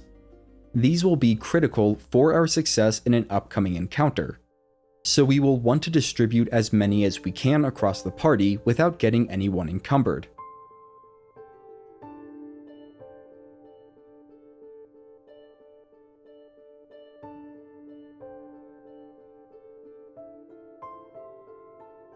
Ideally, we will have at least 9 oil barrels. To that end, an easy way to reduce the amount of weight on a character is by sending all of their camping supplies back to camp.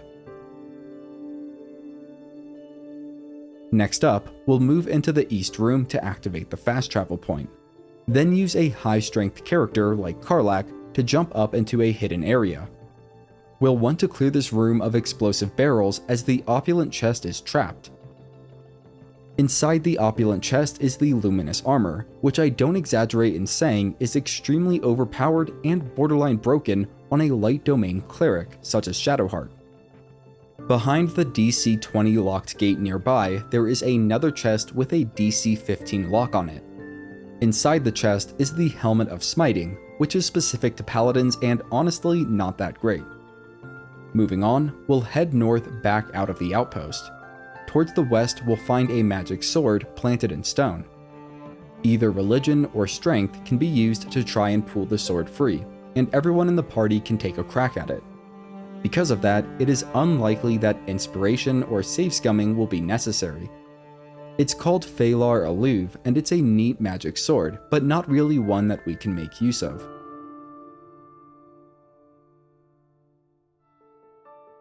Next up, we'll save the game, then head north down the inclined path.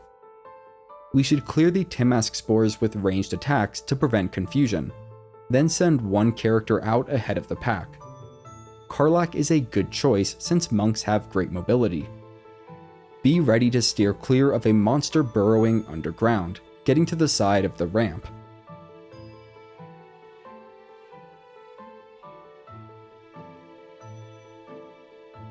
The game should automatically switch to turn-based mode, and will end everyone's turn once we're positioned and ready. Once the bullet is on the field, we can use Karlach to stack all the oil barrels that we have around it in a circle.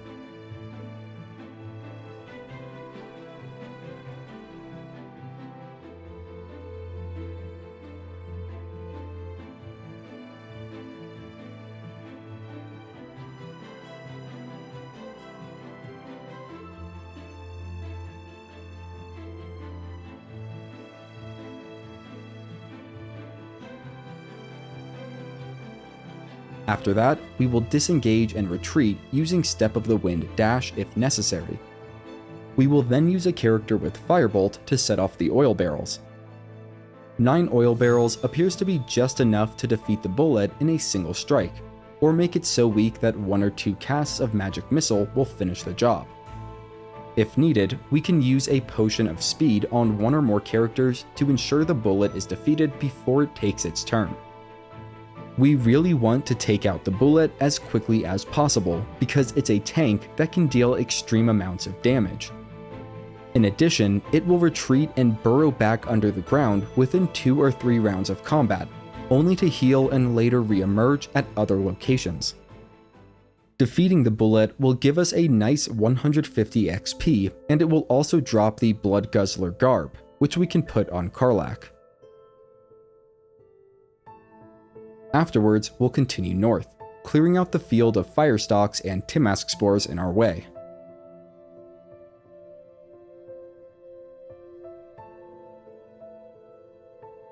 Across the field to the northwest, we'll arrive at the Myconid colony. Although uncanny, these humanoid fungi are easy enough to make peace with through various skill checks. Peacefully resolving the encounter will gain us approval with Gale, Shadowheart, and Karlach. Moving into the colony, we will activate the fast travel point, then move up towards the Sovereign. Along the way, we can speak with Thula, a deep gnome that has been poisoned. Thanks to the antidotes we picked up earlier, we should be able to cure her, gaining more approval from Gale and Karlach. In addition, if we agree to help rescue Thula's fellow gnomes, she will give us the Boots of Speed, which are great on just about any character. They essentially allow the wearer to do an enhanced dash for a bonus action rather than an action. Just ahead, we can talk with the Sovereign Spa and agree to help defeat the Duergar.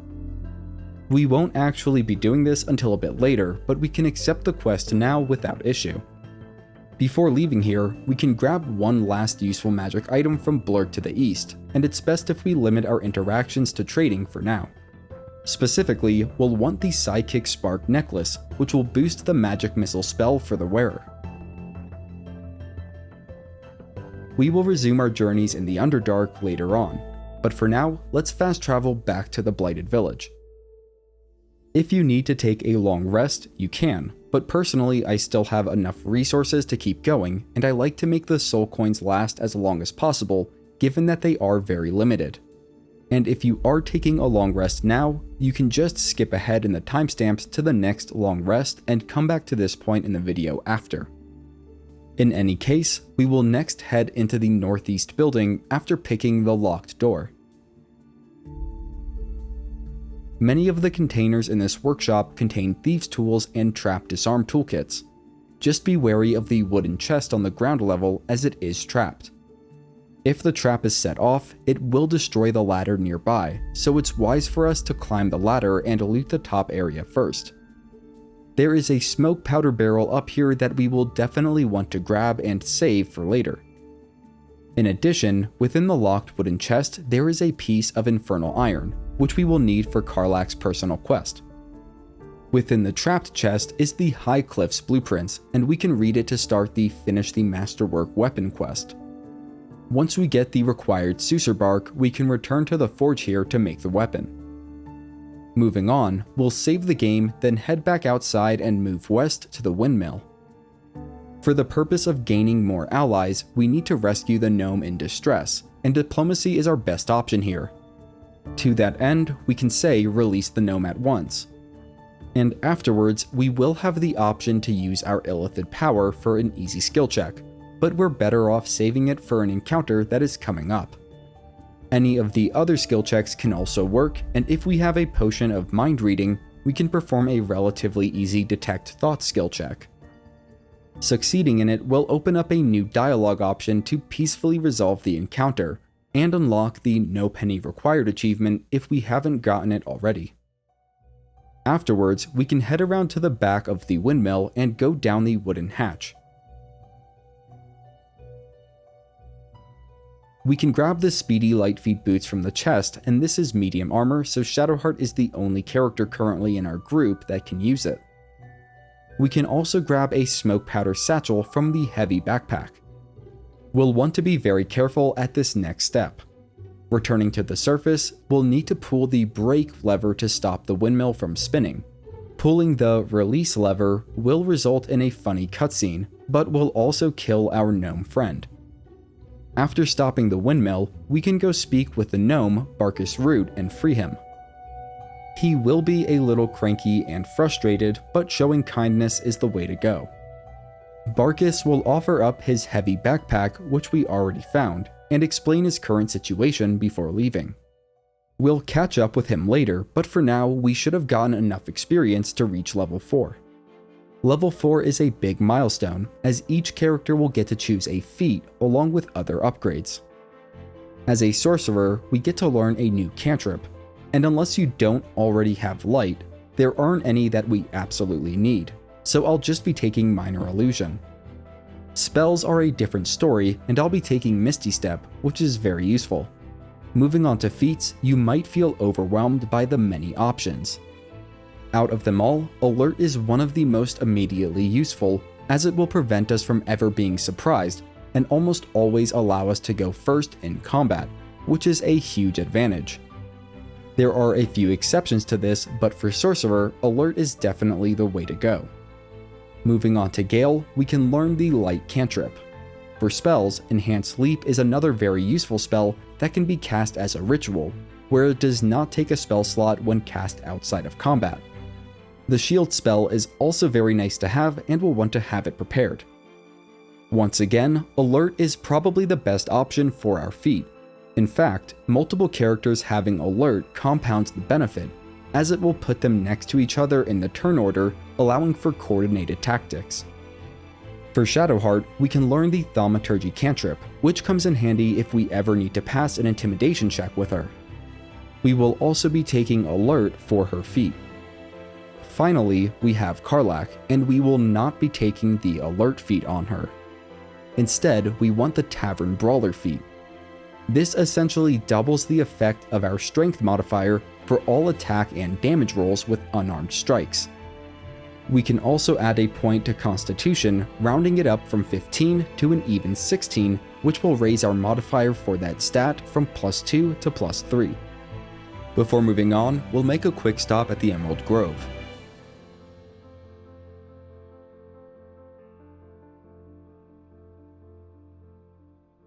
When speaking with Damon, he'll recognize the Infernal engine in Karlach's chest. Given the piece of Infernal Iron we found earlier, Damon can improve the Infernal engine. This will give Karlach the Heart of Iron feature, granting her advantage on saving throws against being charmed. We'll also gain 10 points of approval with her, and can get another 10 points by speaking with her and saying, "I still can't touch you though," followed by, "Of course I do." Doing this may limit our romance options with some other characters, however, so keep that in mind. Around this time, Gale will also need to consume another magic artifact. Once again, we'll need to give him a magic item to be destroyed, such as the Watcher's Guide. And once again, we will get 10 points of approval with Gale for doing it, as well as progress his quest. We can return to the Blighted Village and exit to the north.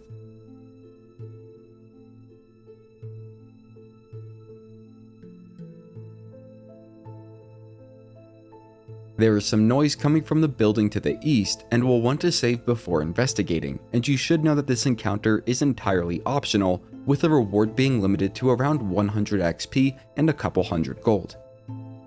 We can choose to enter the hut, but doing so will get us disapproval from both Karlach and Shadowheart, so we might want to move them back a good distance before doing that, then bring them back mid-dialogue. This combat encounter can be handled with mostly cantrips and a couple flurry of blows from Karlach, followed by a round of healing potions for anyone that was damaged.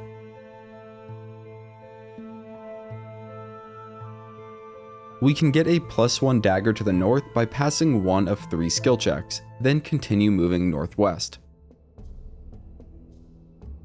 If we succeed in a survival check near the bridge, a diggable mound of dirt will appear.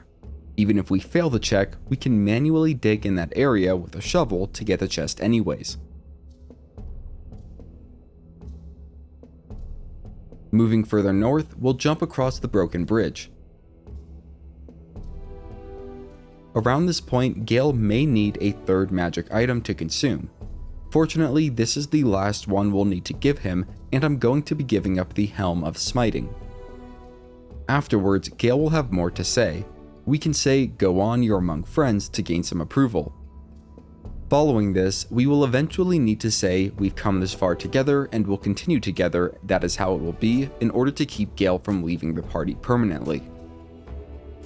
Now there's also a chance that Gale does not ask for a magical artifact at this time, and if that happens, don't worry, it just means he will ask later on. Once that is resolved, we can head along the eastern road, stumbling upon a gruesome scene. We'll want to strike the initial hyena to stop it from turning into a gnoll. We will also want to target and kill the one standing hyena before it runs to grab reinforcements, which would make this encounter significantly more difficult, and this must be done on the first turn of combat. The remaining hyenas are fairly easy to deal with, as long as it's done before they can transform into gnolls.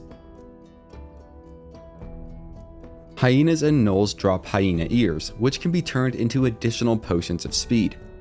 To do this, pick up all the ears, then pull up the inventory screen and navigate to the Alchemy tab.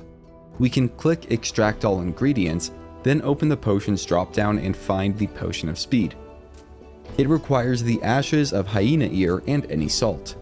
At this point, we should be able to craft 1 or 2, but we will be getting more hyena ears as we continue adventuring. We'll make sure to loot and read the shipment orders, which are found on the dead caravan agent, starting the Find the Missing Shipment quest.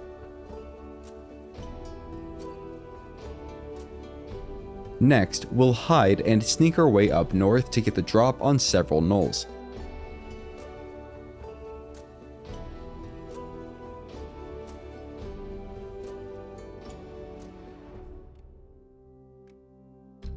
Once again, we'll want to pick up all of those valuable hyena ears, then continue northeast. There is another much larger pack of gnolls to the north attacking a pair of humans. This encounter can be fairly difficult, however, we can make it much easier. First, we should have the entire party enter hiding.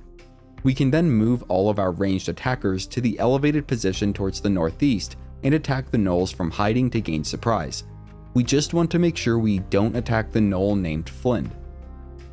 This is because we can gain Flind the Gnoll Warlord as a temporary ally if we avoid attacking her and also stand near her, and we'll do this with Karlach. On her first turn that Flind is not surprised, she will engage in a conversation of sorts with whoever is nearest to her. What we want to do is search her mind for the source of the voice. Next, we will explore her memories, seeking a nearby target for the hunger, if that's an option. And then finally, we can do an Illithid Wisdom check. You are of the same pack, command her to devour the other gnolls. Getting Flind as an ally will make the fight far easier, allowing us to conserve resources. Once we are down to the last 1 or 2 enemies, we can start chipping away at Flind while she is distracted by those remaining enemies.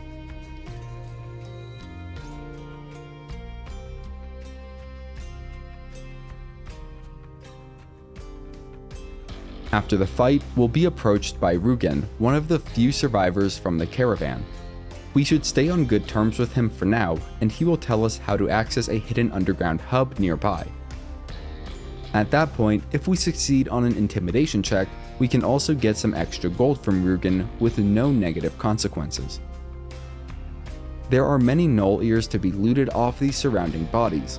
There are also 2 magic items to be had, those being the Speedy Reply and Shattered Flail. Next, we'll want to save the game, then distract Rugen and Ollie by playing our instrument while standing a fair distance away from the caravan strongbox. We should be able to hide with Karlach, steal the lockbox, then quickly return to camp to avoid turning Rugen hostile. For now, we absolutely do not want to open the lockbox.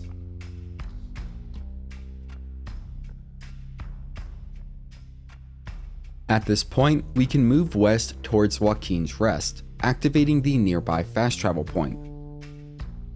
It's not necessary, but the non-combat encounter at Joaquin's Rest is relevant to Wyll's story, so we can trade him out for Shadowheart before continuing. After testing it out, I opted not to do this as it seemed to complicate the sequence of events and caused me to miss out on additional approval with Karlach and Gale. Moving into Joaquin's Rest, we'll find that the entire complex has been set ablaze. It is best if we get a strength-based character such as Karlach to help break down the main entrance. If Wyll is in the party, he can also open the door on his own without the need of a skill check. We'll need to rush up to the top floor and break down the broken door to the east.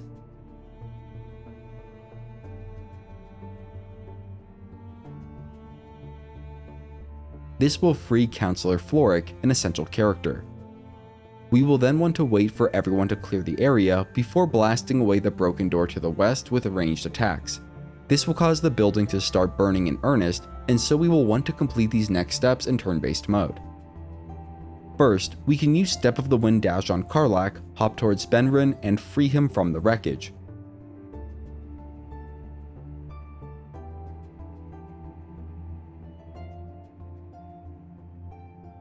We can then say, "Come on, follow me." Next, we'll bust down the broken door directly to the south to open an escape path for Benren. There is also a magic item in the room to the north, which is engulfed in flames. We can use Ray of Frost on Gale and any other spellcaster with the attack to temporarily douse the flames, allowing Karlach to jump in and pick up the locked chest containing the magic item. It's in the northwest corner of the room.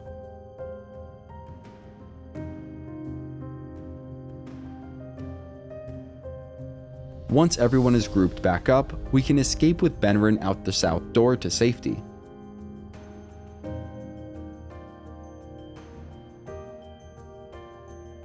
We can ask Benren about a dowry to start a very small side quest related to it. Heading downstairs, we can talk to Counselor Floric and agree to rescue the kidnapped Duke Ravengard. This will gain us approval with Gale and Karlach, along with our choice of rare magic weapon. Personally, I think the Spell Sparkler is the best choice as it synergizes with Magic Missile to deal a lot of additional damage. We can also lockpick or punch open the chest that we pulled from the fire earlier. Inside, we'll find the Hammercraft Magic Maul. Next, we can go grab the dowry from the small building to the northwest. We'll need to interact with the stack of hay and succeed on a perception check to get it. Once we have the dowry, we can return it to Benren to complete his quest. Now we'll head into the building further to the northwest. Upon entering, we'll need to say the passphrase that Rugen gave us to a sentry standing guard. We can then enter the basement through the nearby hatch. There are plenty of camp supplies scattered throughout this room. Once ready, we'll head through the locked wardrobe into a hideout. The first thing we will want to do here is speak with Zaith'isk. We can go ahead and give her the caravan lockbox for now, as we'll be getting it back in a moment. Next, we'll need to go speak with Oscar Fevraz and agree to buying his freedom. We'll then speak with Brem and ask him about buying Fevraz.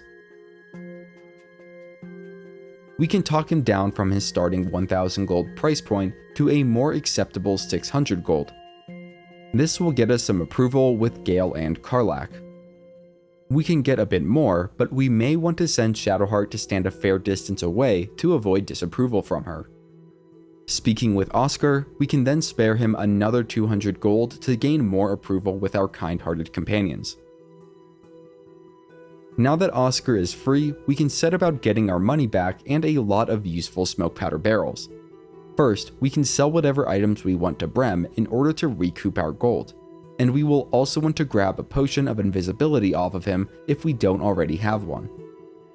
We can then turn on non-lethal damage and save the game, then position Gale up behind Zaith'isk. Finally, we will have Gale enter hiding and then go to turn-based mode.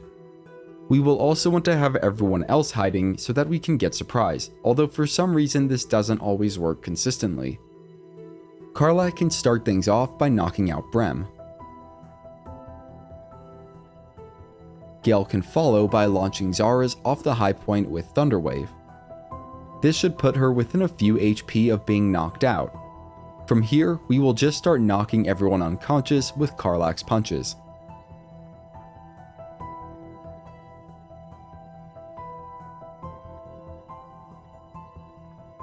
Once that's done, we can reclaim all the stuff we sold to Brem, as well as some new and useful magic items, especially those gloves of thievery.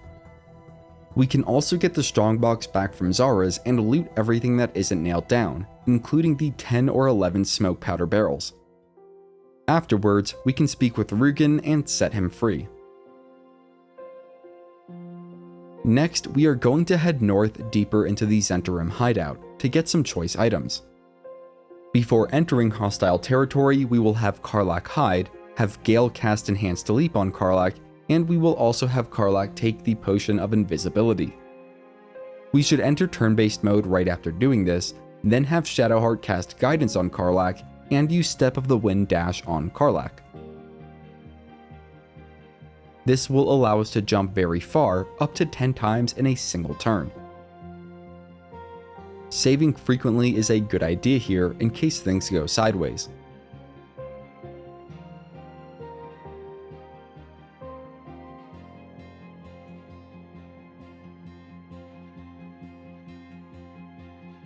We will need to lockpick a 20 DC lock to access the room to the northeast.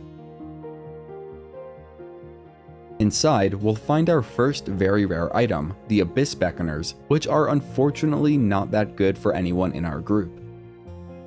There is a second room to the west with a DC 15 lock in the way. There are 2 chests here and both are trapped. Rather than stick around trying to safely open them, we can just pick both of them up, then exit turn-based mode and quickly return to camp.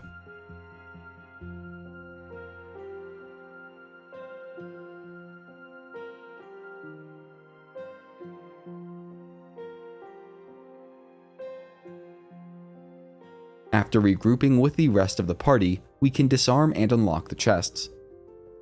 One of the chests will contain some valuables, whereas the other will contain a piece of Infernal Iron and more gold.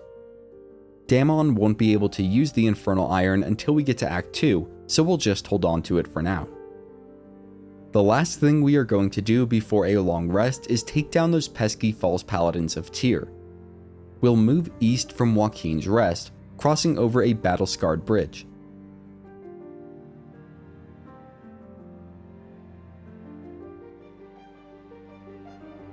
We can then sneak onto the roof of the Paladin's base of operations to get the drop on them.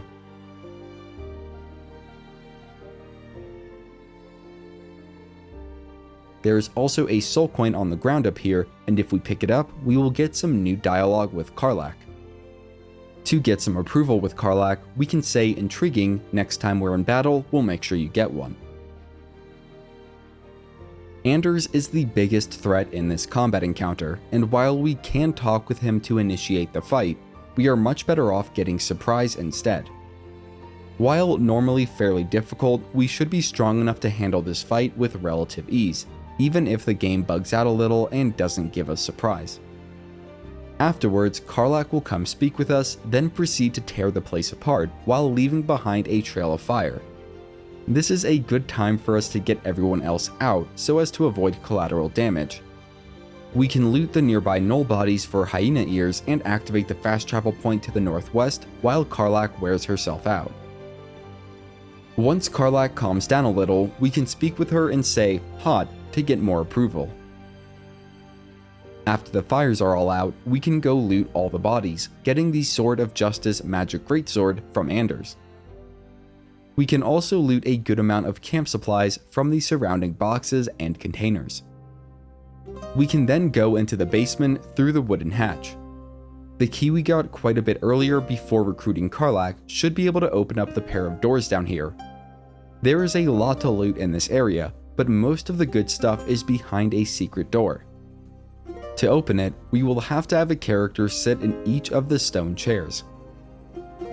A third companion can jump into the newly accessible room, avoiding the pressure plate trap that would otherwise fill this area with poison. The one magic item we can get here are the Gloves of Heroism, stashed within a wooden chest.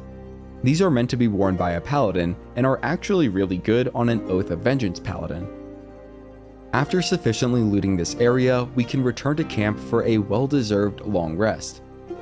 Wyll is going to confront Karlach. To resolve things, we'll want to say "you got it all wrong," followed by "stand down, you saw what I saw," and finally, "Gods, you're stubborn, Karlach's not a devil and you know it.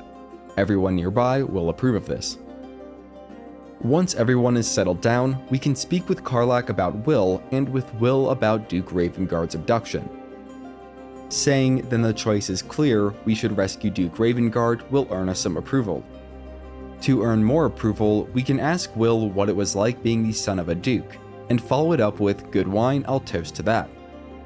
We can also ask Wyll how he became the Blade of the Frontiers, and follow it with "What act could be finer than saving a life? You must have felt proud."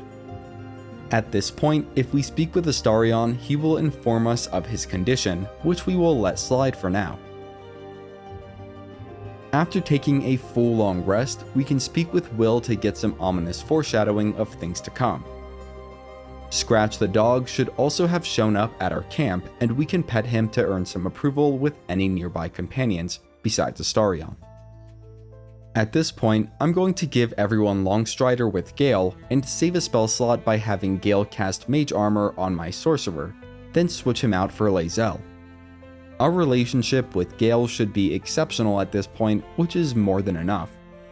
We can level up Lae'zel and either give her the Alert or Great Weapon Master feat. I will be giving her the Alert feat first, and get Great Weapon Master later upon reaching level 6.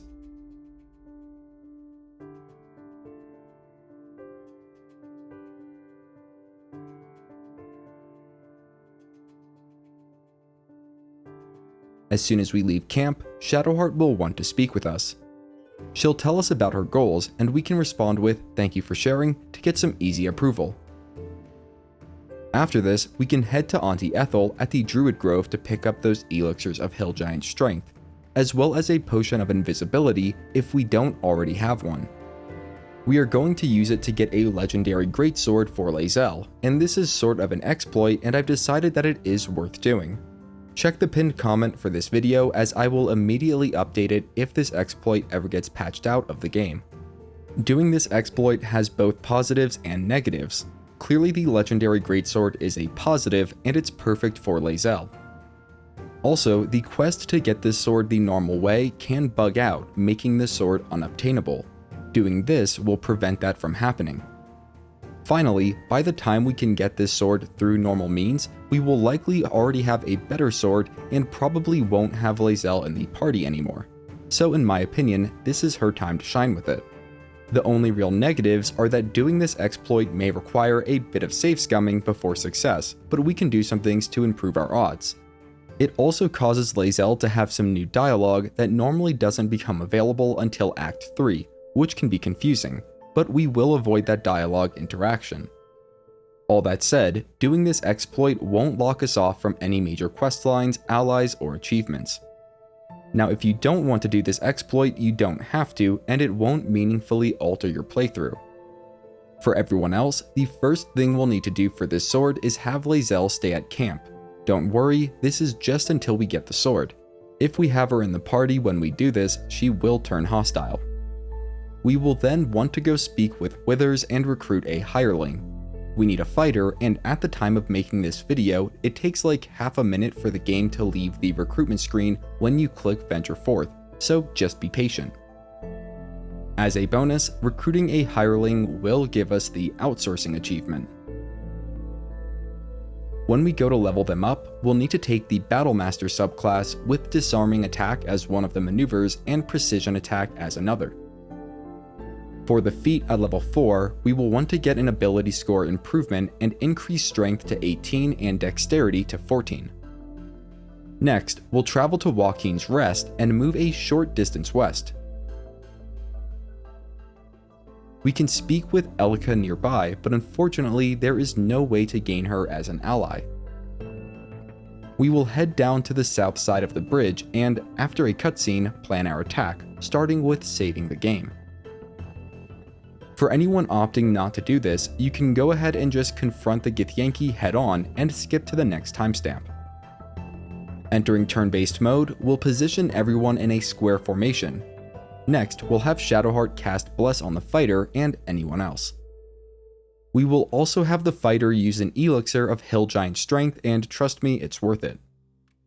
Finally, we should be able to throw a potion of invisibility at the center of our party, turning everyone invisible.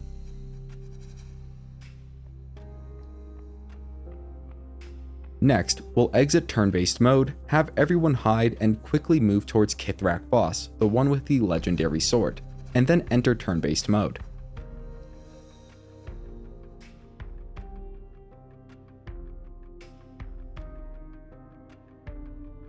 Using precision attack should increase our chance to hit all the way up to 98%. All that's left to do is save, then hit Voss with a disarming attack. We should be able to see if Voss failed the saving throw against the disarming attack and dropped the legendary sword the moment before the dialogue encounter starts. If he doesn't drop it, we will need to load back to the previous save and try again. In theory, we should have right around a 25% chance of success. In practice, I got the sword to drop 7 times out of 23 attempts, which is around a 30% rate of success. This is a lot better than using command drop with Shadowheart, which only has a 9% chance of success, but seemed to be much less in practice. Once we see that the weapon has been dropped, we will immediately want to save the game. Believe it or not, we can actually peacefully get out of this fight and still earn all the associated XP as long as we pass a series of skill checks.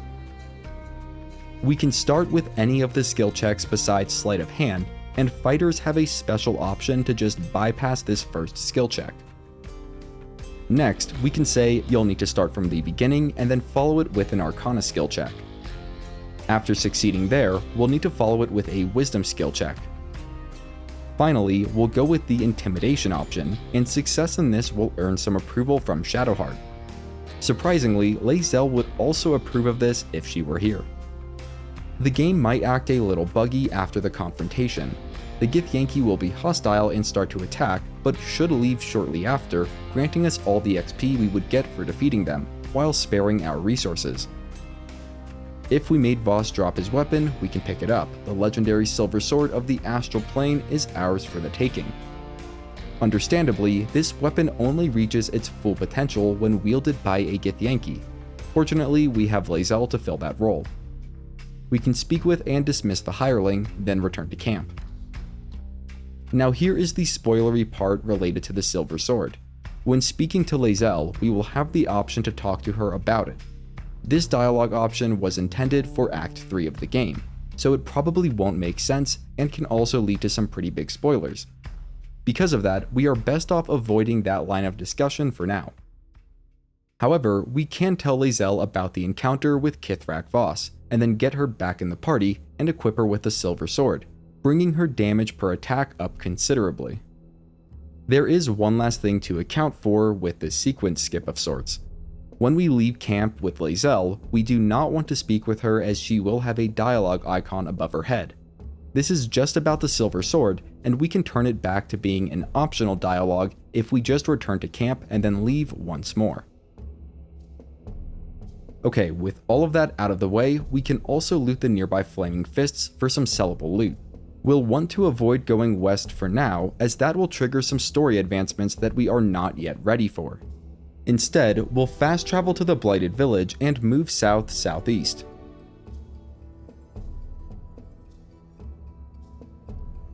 Here, we'll find Auntie Ethel arguing with 2 men. We can say, how about you all just calm down, followed by Ethel, what did you do to their sister, to earn some approval with Karlach. Following this, we'll speak with Demir and Joel. Asking for more information, we'll get several new dialogue options. If we say, let me, I'll bring Mayrina home, it will get us approval from Karlach, but disapproval from Lae'zel and Shadowheart. If we say, you're on your own, I have enough problems, we will get approval from both Lae'zel and Shadowheart. Likewise, if we have access to the sorcerer-specific option, it can be followed by, trust a more experienced soul, I'll find your sister, to get approval from Shadowheart and Lae'zel. Unfortunately, regardless of our choices, there is no saving these 2 brothers from their own recklessness. We'll move southwest to activate the fast travel point for this area. That being said, we won't actually want to confront Auntie Ethel at her tea house until after we reach level 5. A short distance in, we can attempt a skill check to reveal the true nature of this apparent paradise.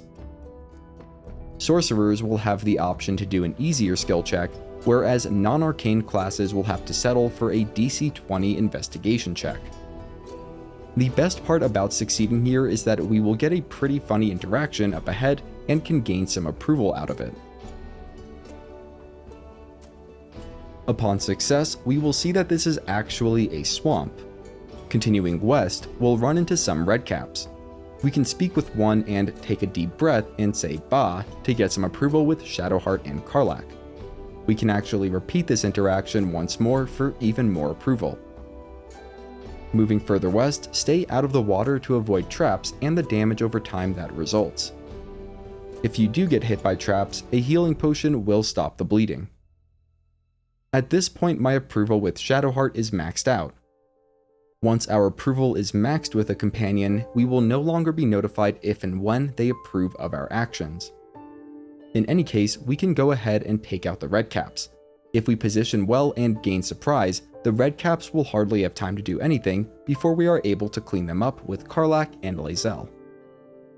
A little further west, we'll activate the Riverside Tea House fast travel point and discover evidence of Demir's demise.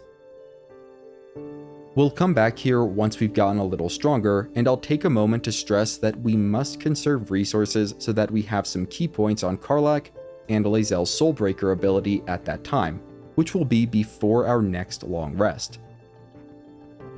For now, let's head east while doing our best to avoid stepping in deep water, which is full of traps.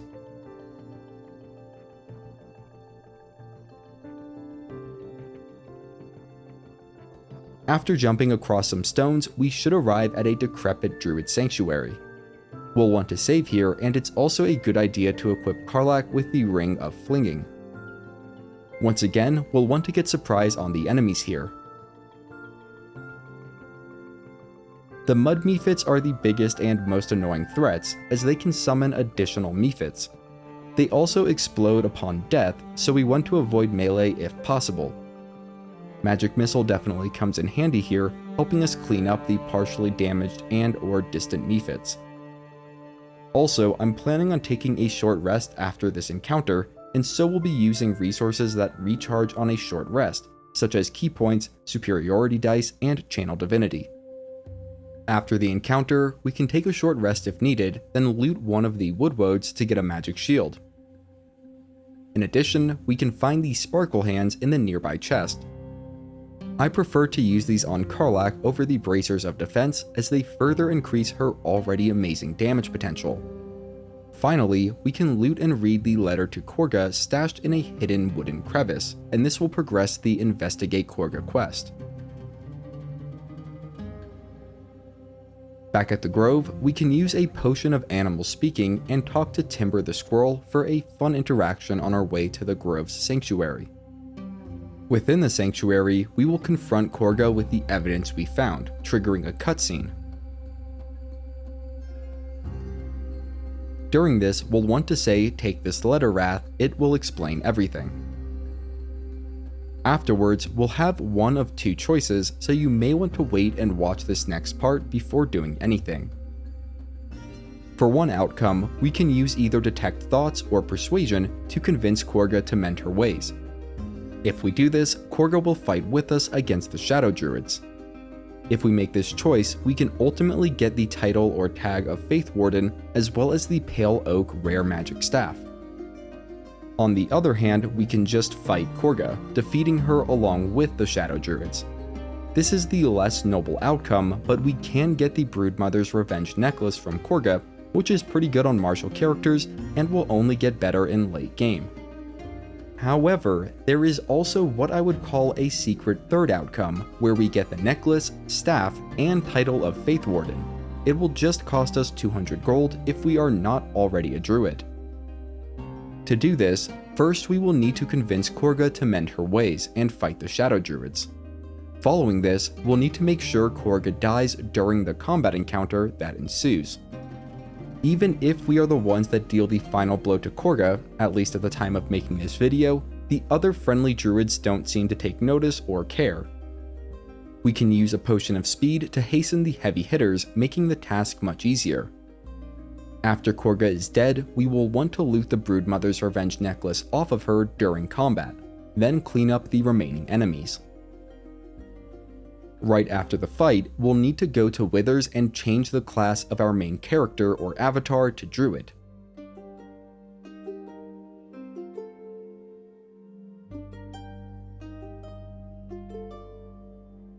Once we've done that, we can return to the grove and speak with Wrath. In Kagha's absence, he will pronounce us Faith Warden and give us the Pale Oak Staff. Afterwards, we can return to Withers and change our class back from Druid and reapply our buffs. We'll want to make sure that we get back the same skill proficiencies that we had before the switch, and also raise our primary stat, which in the case of a sorcerer is Charisma, to 17. And trust me, this will make sense later on. Before we leave the Druid Grove, we can report the news to Zevlor, then agree to eliminate the goblin threat. We will be rewarded with the Hell Rider's Pride Gloves, which can be equipped on Shadowheart. We can also go up the nearby ladder, meet Lacrissa, and make a bet concerning the goblins. Speaking of goblins, it's about time we went to deal with them.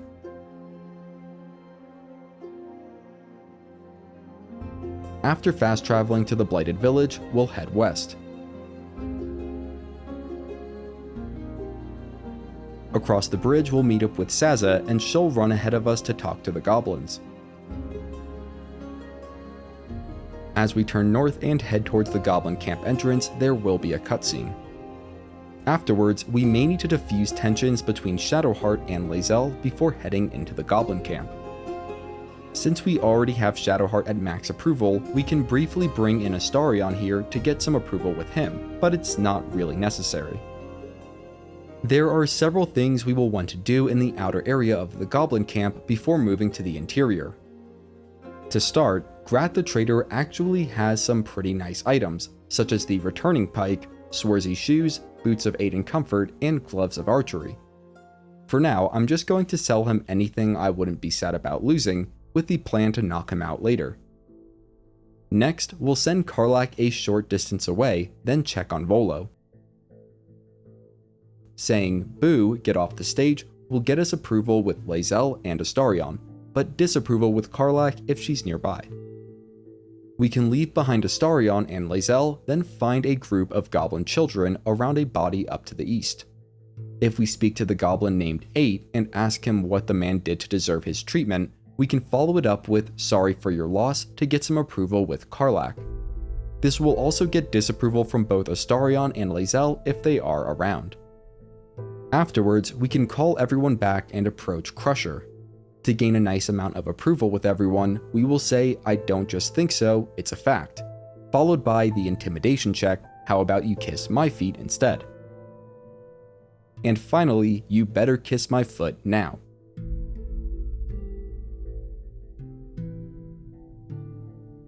We can also get a really good ring here, and to do that, we'll follow Crusher out to the entrance bridge of the camp. Once completely outside, we'll hide and then take him out with a couple of punches. We can get Crusher's ring off the body, and in my opinion, this is one of the best rings for a martial class, as it gives an extra 10 feet of movement speed. Next, we'll return to the fast travel point and make our way up the ladders to a grassy plateau. We'll have to watch out for traps, but there is a locked chest we can open to get the glowing shield, which is pretty nice. We can then move northwest and dig up a chest, before entering hiding and jumping down a fair distance away from the sleeping bugbears. Speaking with Booyog Piddle to the south, we can get a funny interaction. After that, and given that we are eventually going to eliminate everyone out here, we can start by having Karlach sneakily punch all the goblins and bugbears up here.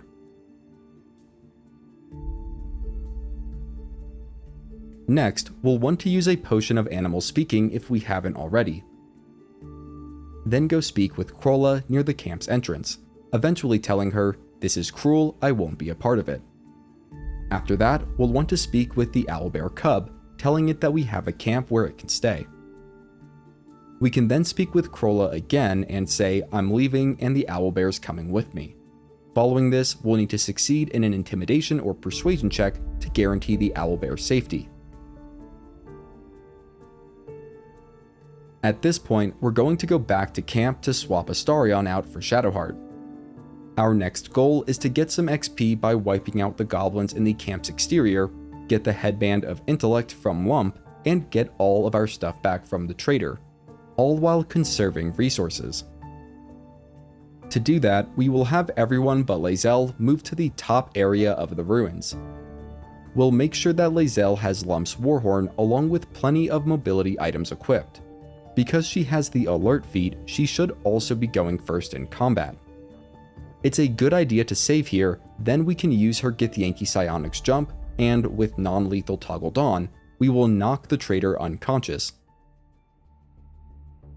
At the start of combat, we can grab all of our stuff off the traitor, use Lump's Warhorn, then jump up to the elevated area behind the traitor.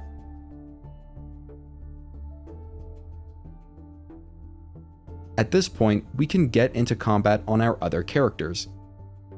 Karlach can do massive ranged damage by throwing the returning pike at enemies below her.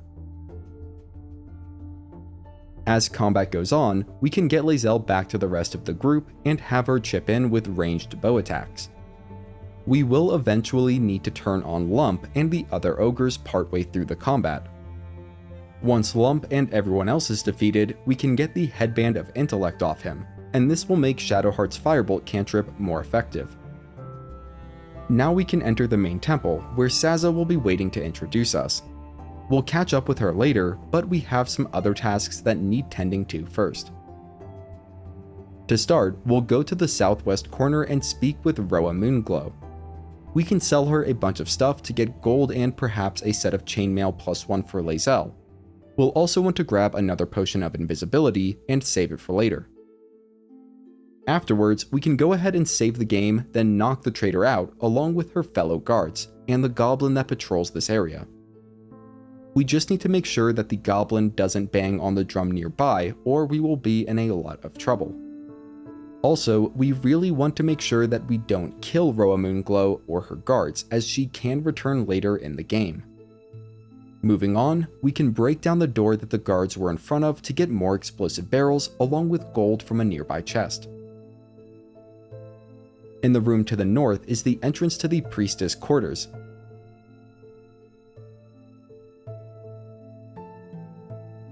After defeating the ogre standing guard, we can grab the Amulet of Misty Step from a chest in the southern room, which we will want to save for a specific encounter before our next long rest. Down the path to the east is a room with a puzzle. It can be solved by turning the stone discs so that all the dark circles are in the small circle of light on the southern disc. Solving the puzzle will open up a secret tunnel that leads to the Selenite outpost in the Underdark, which is pretty neat. We will be heading back to the Underdark soon enough, but for now, let's finish up in the Goblin camp. In the southeast corner of the Shattered Sanctum, we'll find a prisoner being tortured. If we succeed in a high deception check, the guards will just leave. Then we can free and question the prisoner. A little further north, we'll find Abjurak and can engage in his services.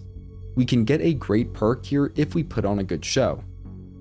For that, we will let Abjurak know that we are curious or interested, then face the wall.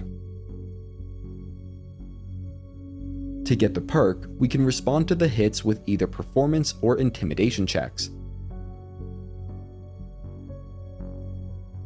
If we succeed on them all, we'll get the Loviatar's Love condition, which is permanent and provides bonuses at low health.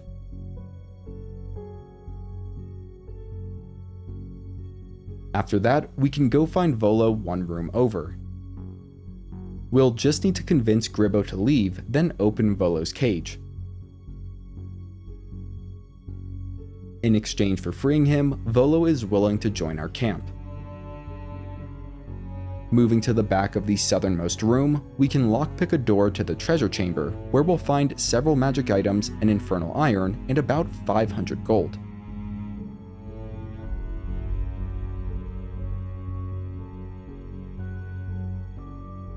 To get a little more experience points, we can save, go to the west room of the sanctum, defeat the nearby goblins, and free Brackle, a goblin that has not fallen for the Absolute. We will just need to make sure that we disarm the trap on the cage first.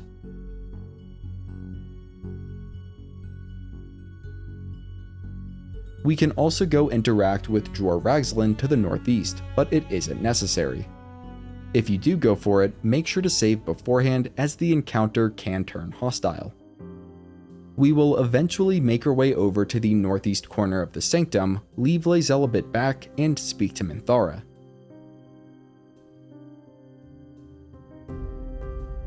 To get the She Cannot Be Caged achievement, we will need to save Sazza by saying she's telling the truth she didn't know.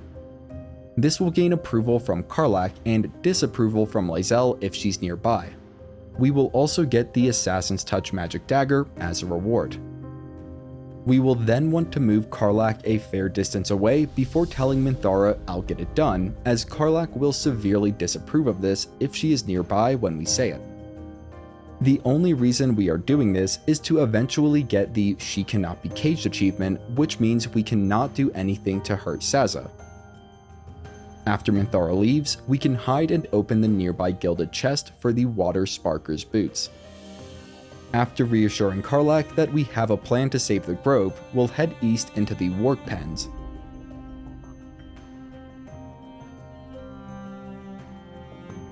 Here, we'll defeat the goblins and free the bear from the prison cell. We need to make sure the goblin kids don't escape, as they will go alert the rest of the goblin camp.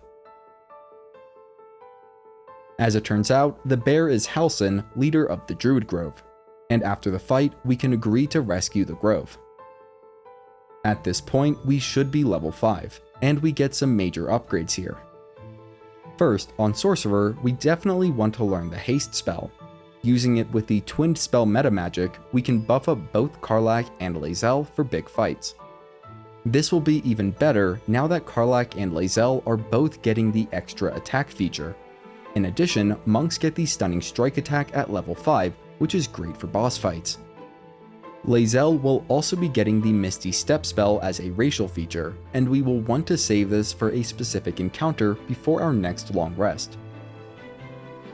Finally, we are getting Spirit Guardians and Fireball on Shadowheart, both of which are incredible spells. Rescuing the grove will require a long rest first, so before doing that, let's use the rest of our resources to go take care of Auntie Ethel. Just southwest of the Riverside Tea House fast travel point is a Gur named Gandrel. For now, we'll make sure not to tell him where to find Astarion, which will gain some approval from Karlach. Further northwest is Auntie Ethel's tea house. We can leave Lae'zel a short distance back, then speak with Auntie Ethel. Before we say anything to her, we can hit the trade option and buy another 3 elixirs of Hill Giant Strength.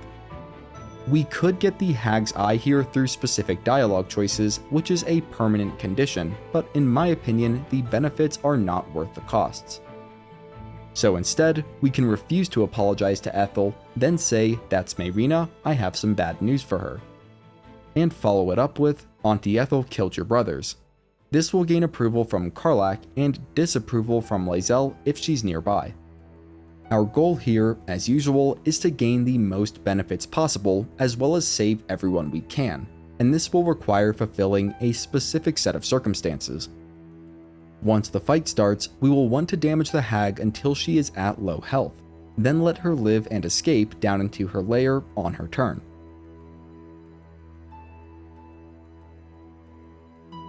After scavenging for useful potions, we'll follow the hag into her lair. There is a gnarled wooden door within the first room. We'll need to persuade the door to open for us, at which point it will be revealed as nothing more than an illusion that we can walk through. The overgrown tunnel has multiple enemies in it, but they are really just brainwashed victims.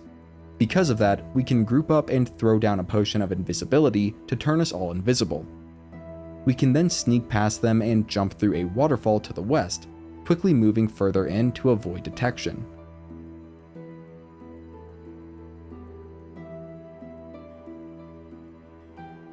Next, we'll have to navigate a gauntlet of traps, The easiest way I found of doing this is to have everyone jump down to this first vine, group up, and then throw down a potion of Featherfall or cast it with a spell scroll. Either way, we can then have everyone jump down straight to the end of the traps, avoiding all of them. Once everyone is there, we can short rest if we have it available and then save the game. Again, we are going for the best outcome here, and that will require some sneaky tactics. First, we'll have Shadowheart, Lae'zel, and Karlach stay back and hidden. With just our main character, we'll enter the heart of the lair to confront the hag.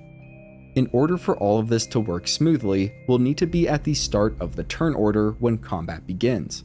With a fairly high dexterity and the alert feat, that should be accomplished fairly consistently. Once that is done, we can save the game, then plan our next move. We'll equip Karlach with the Amulet of Misty Step and Lae'zel with the Silver Pendant.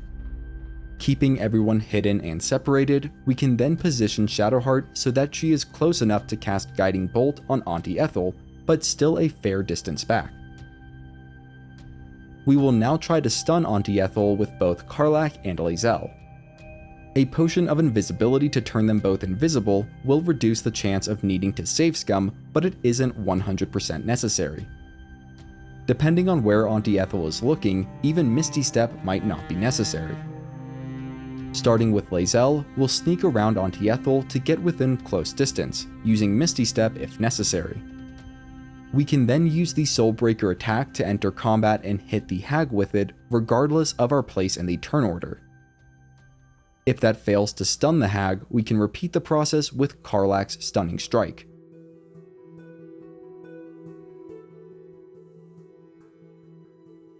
Once we've successfully stunned the hag, we can cast Twinned Haste on both Lae'zel and Karlach. Our goal here is to severely damage but not kill the hag. We will also want to move both Karlach and Lae'zel just a few steps away from the hag at the end of their turns. A helpful bonus will be if we can also cast Guidance on our main character with Lae'zel. We want the hag to have around 20 HP or less at the start of her next turn, but the closer to 0 health, the better. We will also want to make sure that our main character is the closest one to the hag before her next turn. If the hag is damaged badly enough, she will try to bargain with us on her turn. The specific state we are trying to get to is where Shadowheart is not stuck in the conversation where the hag is bargaining and can instead act freely. We'll want to save once we've gotten that set of circumstances in case something goes wrong. Next, we'll speak with the hag, starting with "What I want is Mayrina alive and free." We will then want to pass the intimidation check. If you want to live, hand over Mayrina and this power right now. Succeeding on this check will get us approval from both Karlach and Lae'zel. Right after succeeding, we will switch over to Shadowheart, quickly select the piece of hag hair that gives us our primary stat, for Sorcerer that is Charisma, and then eliminate Auntie Ethel with a Guiding Bolt.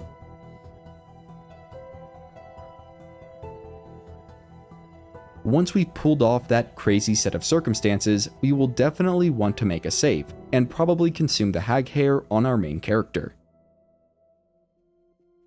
Lae'zel may come on to us at this point if we speak with her, so long as we haven't spent an evening with anyone else yet, and it's up to us if we want to engage or not. Doing this will close off any potential romance with Shadowheart and possibly other companions, so it may be best to just not speak with Lae'zel for now, as we can always bring the subject up later. Speaking with Mayrina, we can question her decision making, but kindness is always a good way to go with these things. Mayrina will offer us her locket, and I'm not sure if taking it is a good or bad thing, but it's not really useful as a piece of equipment or for selling, so I told Mayrina to keep it. Going through the wooden door to the north, there are several things we will want to grab, including a Potion of Speed, the Ever-Seeing Eye, Bitter Divorce, and Staff of Crones. There are also more useful potions in the nearby wicker chest. Once ready, we can use the mushroom circle to return to the surface and head a short distance north to join Mayrina at her husband's coffin. If we tell Mayrina about the bitter divorce wand, we can then point it at the coffin to bring her husband back. Giving Mayrina the wand will earn some approval with Karlach and finish up Mayrina's quest in Act 1. We still have a couple loose ends to tie up here though. Returning to the Hag's lair, we can speak with and free the few of her victims that are, for the most part, still mentally and physically intact, those being Ephraim the dwarf, Lauren the wood elf, and the halfling known as Mask of Regret. We can speak with the other Mask NPCs, but unfortunately they are all too far gone and cannot be saved. We can now return to camp and speak with Volo. If we allow him to examine us, he will start working on a possible cure for the tadpole and also give us the Blazer of Benevolence. If Gale has not already requested a third magic item, he should at this point, and I'm going to give him the Spider Step boots, which we won't have any more use for. Again, we'll say go on, you're among friends to earn some approval, and then eventually say we will continue on together. We're finally ready to first equip the silver pendant, then take a long rest. After a cutscene, we must pass either a persuasion or medicine check with Lae'zel in order to keep everyone alive. And this is where that silver pendant comes in handy, allowing us to cast guidance. This will be followed by another fairly important sequence, which I won't spoil, but play it however you want. There are no wrong choices to be made. And I'm also going to give a quick warning to wait on morning preparations after the long rest.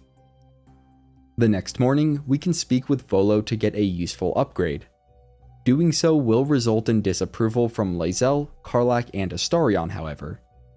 Fortunately, we can avoid that disapproval by getting them all in the party and having them leave camp while we undergo Volo's operation. At the end of it, we will get Volo's Ursat's Eye, which will slightly alter our appearance and permanently grant us see invisibility, which is extremely useful. What we do next depends on how we want to handle companion romance and which companions we want to romance. And this will require a bit of spoilers, but I think the trade-off is worth it. At the Tiefling party, which will occur after we defend the Grove, Wyll is the only companion that we can initiate a romance with, and then still initiate a romance with a second companion. On the other hand, if we want to maintain a romance between any other two characters going into Act 2, such as Karlach and Shadowheart, it would be necessary to initiate a romance with both before defending the Druid Grove from the Goblin raid.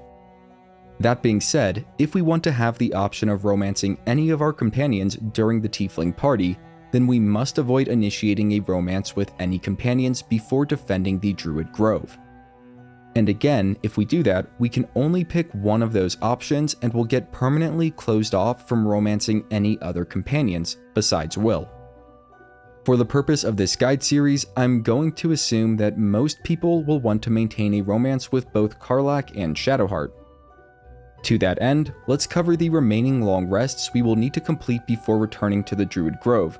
We will also want the silver pendant equipped for these long rests. For the first of them, which should center around Wyll and Karlach, we'll want to say just who in the nine hells are you, and then we can say you better not lay a damned finger on Karlach to get approval from any nearby companions. After Mizora leaves, we can speak to Karlach and say he's a good man, maybe the best of us, to get more approval if it isn't already maxed. We can also speak to Wyll, eventually telling him you should get out of this pact, and we can beat her if we put our worms together to gain a good amount of approval. Finally, we can explore any remaining dialogue options with Wyll being either neutral or flattering to get even more approval. If you've been following this walkthrough closely, approval with Wyll should be nearly maxed out, despite being stuck at camp the entire time.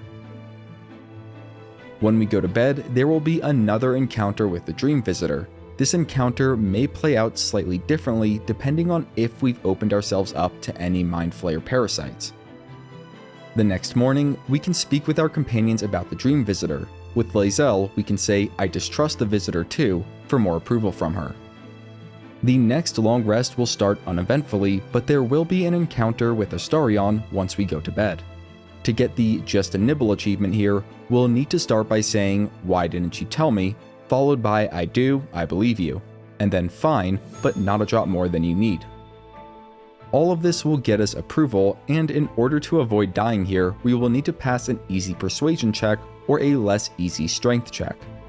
We can speak with Astarion the next morning and learn more about his condition. If you want to romance just a single companion, or if you specifically want to romance Wyll, then don't take any more long rests before defending the Druid Grove. If you do want to romance any other two companions, such as Shadowheart and Karlach, make sure to initiate a romance with whoever your second romance choice is through dialogue before the next long rest. With Shadowheart, that dialogue option is, "I can't help but feel you and I might have missed a chance to connect," followed by, "I'd like that, just lead the way." If you have any questions on how to romance another companion, feel free to ask in the comments and I'll do my best to help.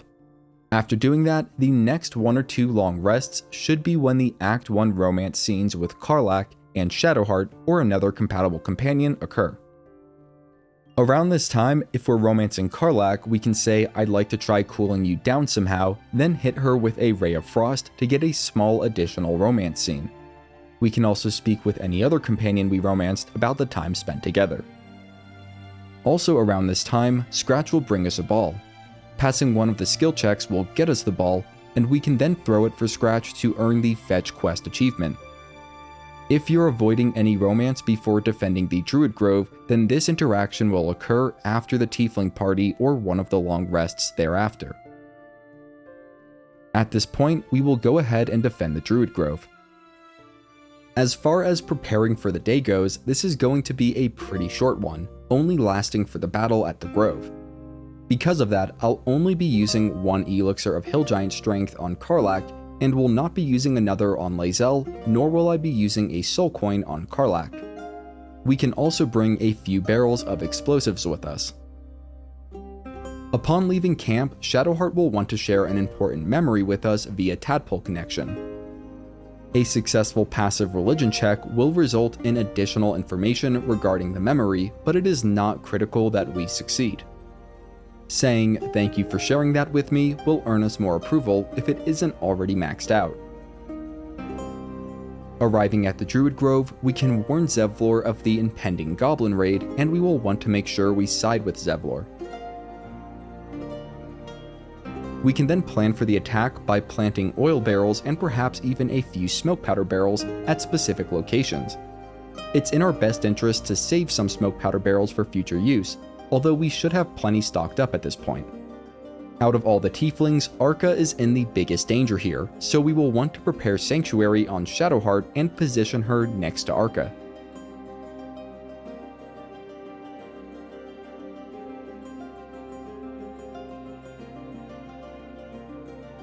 Once ready, we can save, then interact with the Warhorn. When speaking to Minthara, we must say, "No, this grove is under my protection." We will want to start the battle by setting off as many explosive barrels as possible, as well as having Shadowheart cast Sanctuary on Arca to prevent her from being killed by one of the spiders.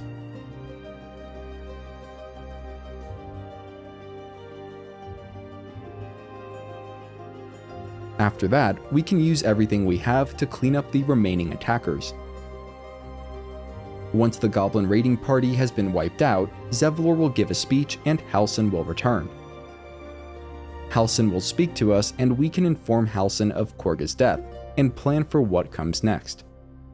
Also, at this point, we cannot go back to the goblin camp, as Sazza will be there and also hostile. For her associated achievement, we need to make sure that she stays alive.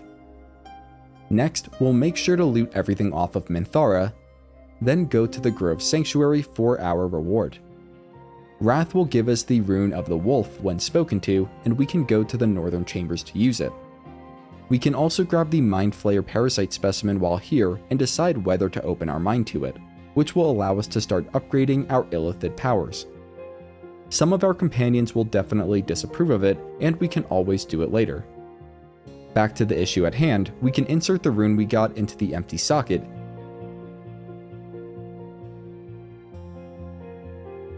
then activate all 4 runes to reveal a staircase to a hidden vault. Within the vault, we'll find the Robe of Summer, Sorrow, a rare magic glaive, and other useful supplies. Once we're ready for the Tiefling party, we can take our long rest. This is where anyone that did not initiate any companion romance up to this point can make all romance options for Act 1 available. To do this, we will need to speak with our companions in a specific order, picking specific dialogue options, and equipping the silver pendant is a good idea too. We will need to start by speaking with Wyll, first saying, "Are you alright?" Followed by, "We have won this day, danger is for tomorrow." And then, "I want to dance with you," earning us some approval.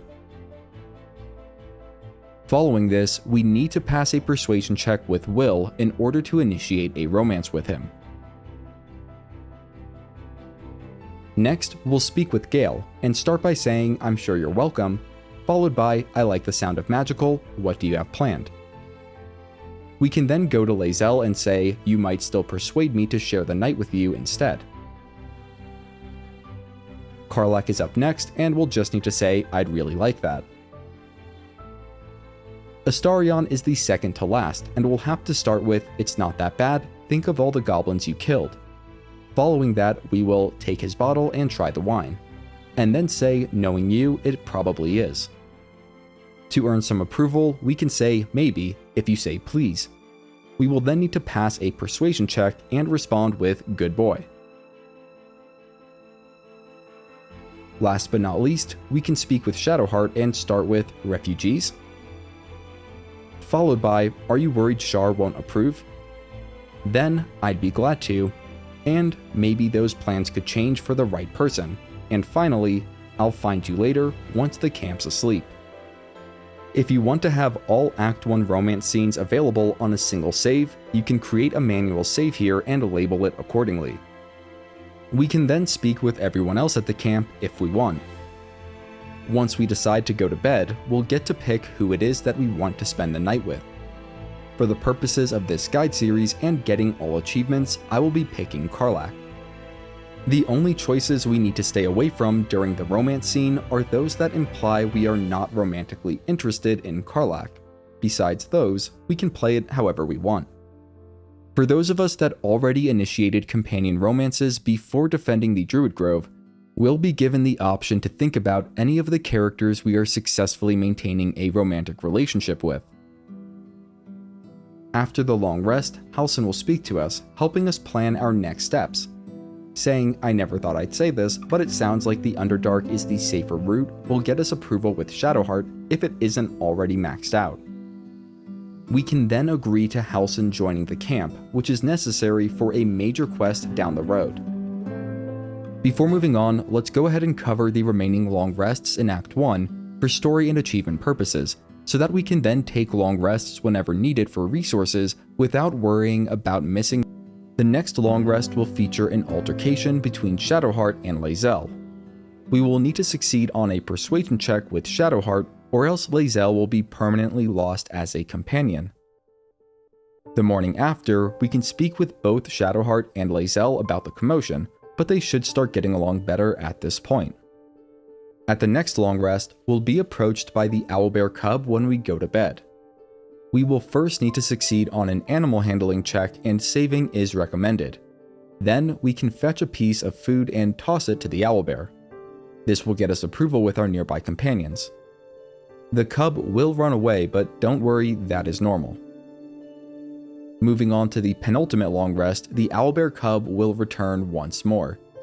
This time, we can perform either a survival or medicine check to heal it, and success here will guarantee that the Owlbear cub joins the camp. There's just one more left. After going to bed for this final long rest, we'll be awakened by a sound, which we will need to hurry towards. After calling out to the two pets, we can perform an animal handling check to learn about their budding friendship, and we can then pet Scratch and following this, pet the Owlbear cub. Doing so will unlock the "You have two hands for a reason" achievement. The next morning, Scratch will bring us a bone if he hasn't already, and he will start bringing us more things every so often. At this point, we should also have the Find Familiar Scratch spell, which can summon Scratch once per short rest as a companion with a talent for finding secrets. And don't worry if Scratch is defeated in combat, he won't actually die and can be resummoned after a short rest. With that all taken care of, we can go ahead and prepare for the day, then fast travel to the Myconid colony in the Underdark. The first thing we'll do is speak with Blurg.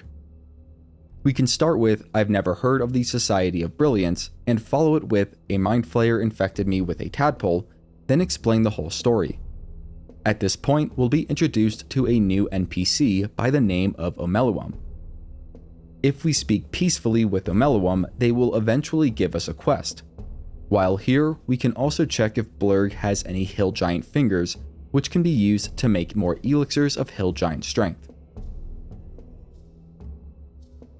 Moving southwest, Sovereign Glut will ask if they can join us in our quest to defeat the Duergar invaders. After that, we can speak with Dareth Bonecloak and agree to help her find her husband Balin. Dareth also sells some useful items that we will want, such as the Caustic Band, Ring of Jumping, and any elixirs of giant strength. Moving on, we can find Balin to the west. There will be some Bibberbangs along the way, and a combination of Firebolt and Ray of Frost can deal with the obstacles quickly.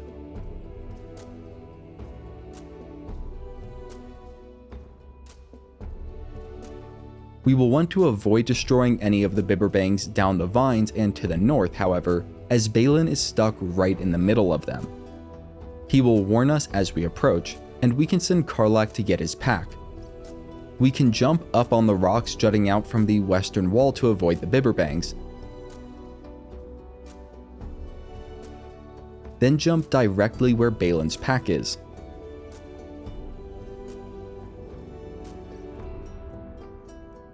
All that's left to do is to throw it near him,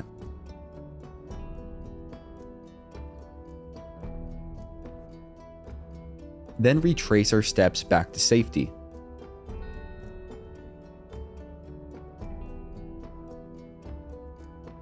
While here, we can also get the rare and valuable Noble Stock Mushroom, of which there is only one in the entire Underdark. The single Noble Stock is sitting near the northeast cave wall. We can enter turn-based mode, use the jump spell on Karlach, and use Step of the Wind dash on Karlach to make reaching the Noble Stock without setting off any Bibberbangs far easier. We will discuss who the Noble Stock can be given to later in this video and the consequences of each choice, so for now, we do not want to give it to anyone. Afterwards, we can speak with Balin for a small reward, then group back up and return south.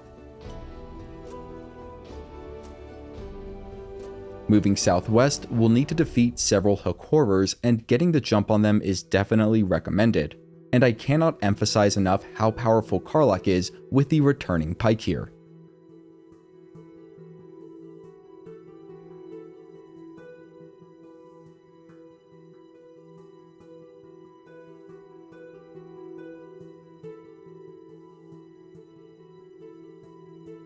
There is also a mad drow here by the name of Filro, and we will need to defeat him.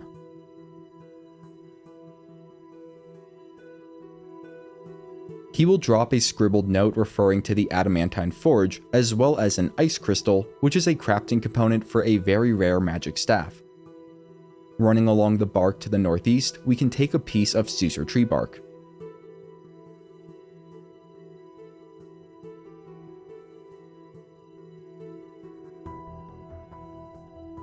A tombstone can be found to the south, but we should leave it alone for the time being, at least if we want to get a unique and hidden interaction later on. Moving northeast, we can look over the beach where the Duergar attacked.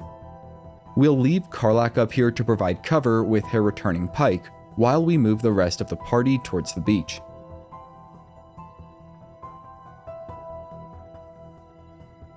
Upon our arrival, we'll be confronted by Get Cole. We can convince him that we are an ally and even show him that we have the boots he is looking for. We can then clear the area and have Karlach dispatch Gek from a safe distance with the returning pike, using a potion of speed if necessary.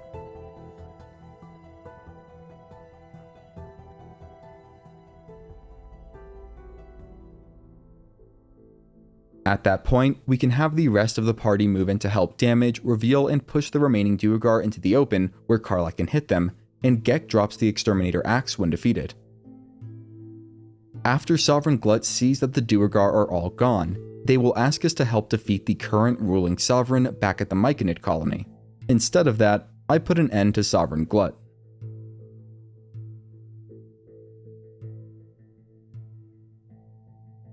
After grouping back up, we'll head down to the beach, activate the fast travel point, then continue moving southeast.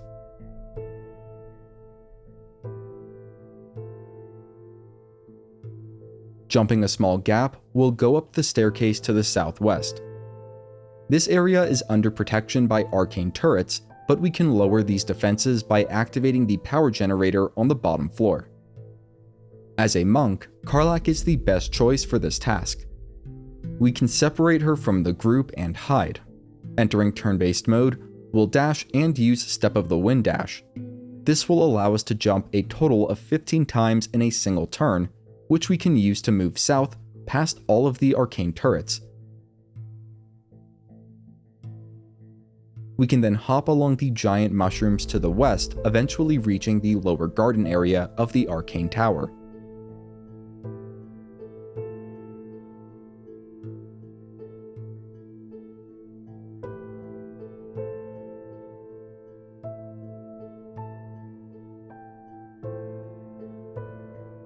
We'll want to grab a Susur Blossom from under the nearby tree, then enter the arcane tower. We can insert the blossom into the power generator to activate the arcane elevator and lower the tower's defenses. At this point, we can bring the rest of the party into the tower, through an open window near the main entrance.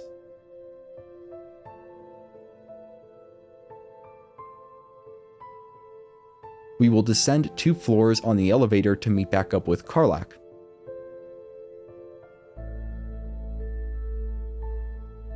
On this bottom level, there is a chest containing the Uncovered Mysteries rare magic necklace. Also, be sure to check the barrels and crates in this tower, as they can contain useful potions. The rows of books on bookshelves can also contain spell scrolls. Ascending 1 floor, we'll find the mushrooms we need for Omeluum's quest. The Timask spores are in the northwest corner of the room, and the Tongues of Madness are in the southeast. There is also a threadbare book on a shelf along the west wall that we must read. It should say, "How can I trust? How will I ever know?"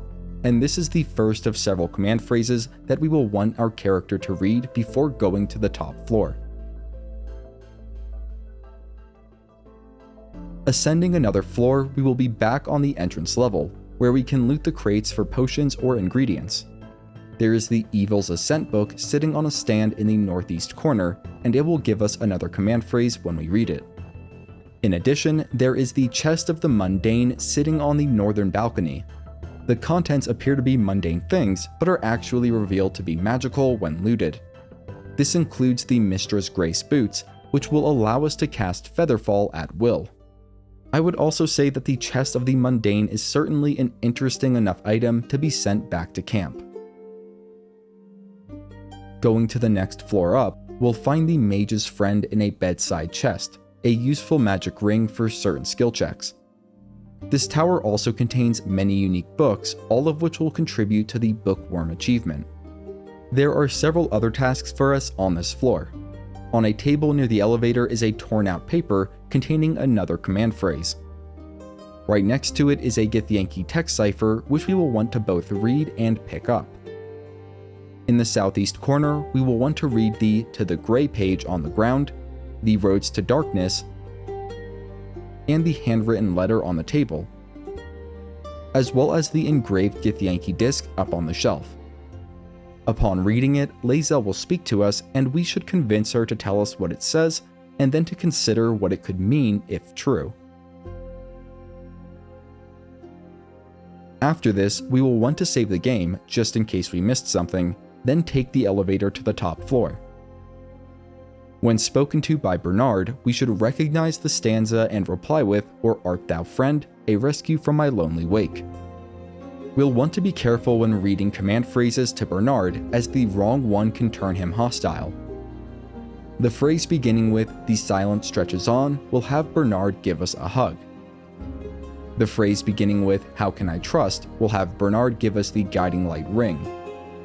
The final phrase is one we probably should not speak. "There is a light in every living thing" will turn Bernard and the nearby sets of animated armor hostile. Bernard drops a unique magic halberd, Light of Creation, when defeated, but we don't actually have to defeat or make Bernard permanently hostile to get the halberd. Instead, we can first equip Shadowheart with the Guiding Light Ring. This will reveal a button on the elevator that takes us to the basement level. Once the whole group is there, we can ungroup Shadowheart and return to the top floor alone. After saving the game, we can use Command Drop on Bernard. It has a pretty good chance of succeeding, which will result in the Light of Creation halberd being dropped. We can then pick it up, which will cause everyone to become temporarily hostile. However, we will simply disengage and return to the basement, fleeing from combat if necessary. In my case, this just ended the combat and returned Bernard and the other to neutral status. Within the basement, we'll find more books and spell scrolls along with some basilisk oil, which we will want to save for later. There is also the Sparkswall magic ring in a gilded chest, and the Staff of Arcane Blessing leaning against a shelf nearby, which is great on Shadowheart and really buffs the power of her Bless spell. Next, we'll fast travel to the Selenite outpost, then exit through the window to the west. We'll want any characters without the alert feat, such as Karlach, to stay back and in hiding here, as there is an unavoidable ambush to the southwest. Quickly saving, we can head further west, springing the trap. After a short cutscene, we will face off with a Spectator.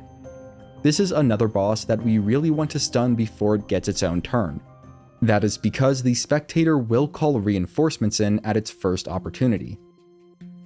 Upon defeat, the Spectator will drop the very rare Spectator Eyes necklace.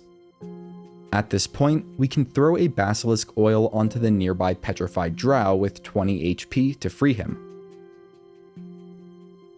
He is very likely to turn hostile in any exchanges that follow, and that suits us just fine. Upon defeat, he will drop the Blast Pendant necklace, Memory Shard, and Icy Helve. The Icy Helve is the second component we've gotten now for the Icy weapon, and we will be getting the final piece very soon. One last thing, down to the northwest, past several clouds of noxious fumes, we can burn through some webs and lockpick a chest to get some drow-studded leather armor.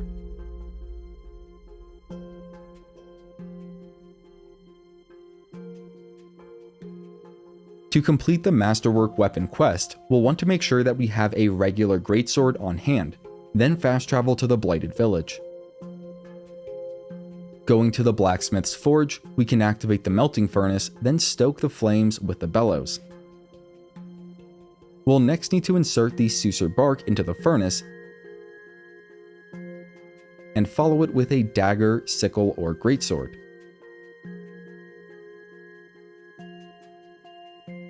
After a cutscene, we will get the completed Sucer weapon, as well as some experience for completing the quest.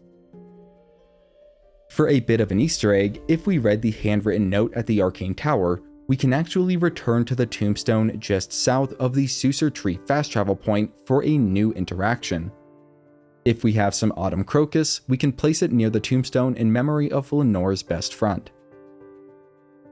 To my knowledge, that is the majority of important things to do in this section of the Underdark.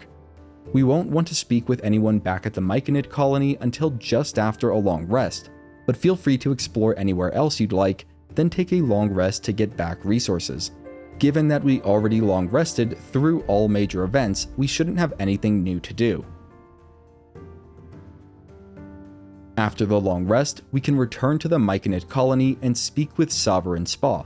We want to choose the specific dialogue choice, "The Duergar are slain, the rot has been purged," as this will give us a very useful buff. We can also accept the Sovereign's request for us to go deal with a drow named Nier. Before moving on, take note of the Bliss Spore's condition, which will add a 1d6 to basically any d20 rolls we make before our next long rest, which is great. Next, we'll want to equip both the Headband of Intellect and the Mage's Friend ring. We can then go speak with Omeluum, letting them know that we found the mushrooms they were looking for. Drinking the resulting potion, we will need to make a series of saving throws, and Shadowheart can help out here with the Resistance cantrip. Succeeding on all of these saving throws will negate any negative effects and instead will result in the unlocking of a new Mind Flayer power. It is called Survival Instinct and can be used once per short rest to protect a creature against being knocked unconscious for 3 turns. Because of the procedure's failure, Omeluum will consider giving us a ring of mind shielding, but requires some convincing. To peacefully gain the ring, we can say, "How about I tell you more about that Nautiloid, every last detail," and must follow it by succeeding in either a performance or intelligence skill check. After that, we'll be able to purchase some useful magic items from Omeluum, including a Pearl of Power amulet, Boots of Stormy Clamor, and Ring of Salving.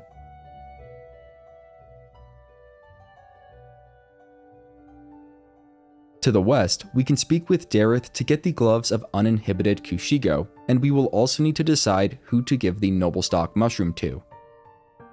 Giving it to Balin will return him to his old abusive self, so we probably don't want to do that. Giving the Noblestalk to Shadowheart will help her memories begin returning, and open up the possibility of some further story developments for her later on. Giving the Noblestalk to Dareth will earn her gratitude, and she will be able to sell 3 more Noblestalks when we meet her in Act 3, as well as other items. From what I've seen, if we give Dareth the Noblestalk in Act 1, it's likely that we will not be able to give Shadowheart one of the new Noblestalks we are able to purchase from Dareth in Act 3. Because of that, the best and safest option for anyone interested in Shadowheart's story would be to give it to her instead of Dareth. That being said, at the time of making this video, there is a trick that we can do to give it to both Shadowheart and Dareth. Be sure to check the pinned comment as I will update it if this exploit gets patched, and in that case I would suggest giving the lone Noblestalk to Shadowheart if you really care about her storyline, or Dareth if you really want her shop to be fully functional in Act 3. In any case, the way we can do this is by speaking with Shadowheart while we have the Noblestalk in our inventory.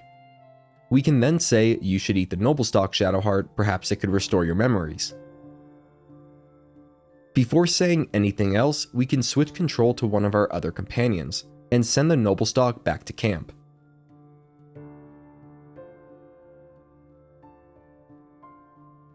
Right after, we will switch back to our main character and pick either the Persuasion or Intimidation check.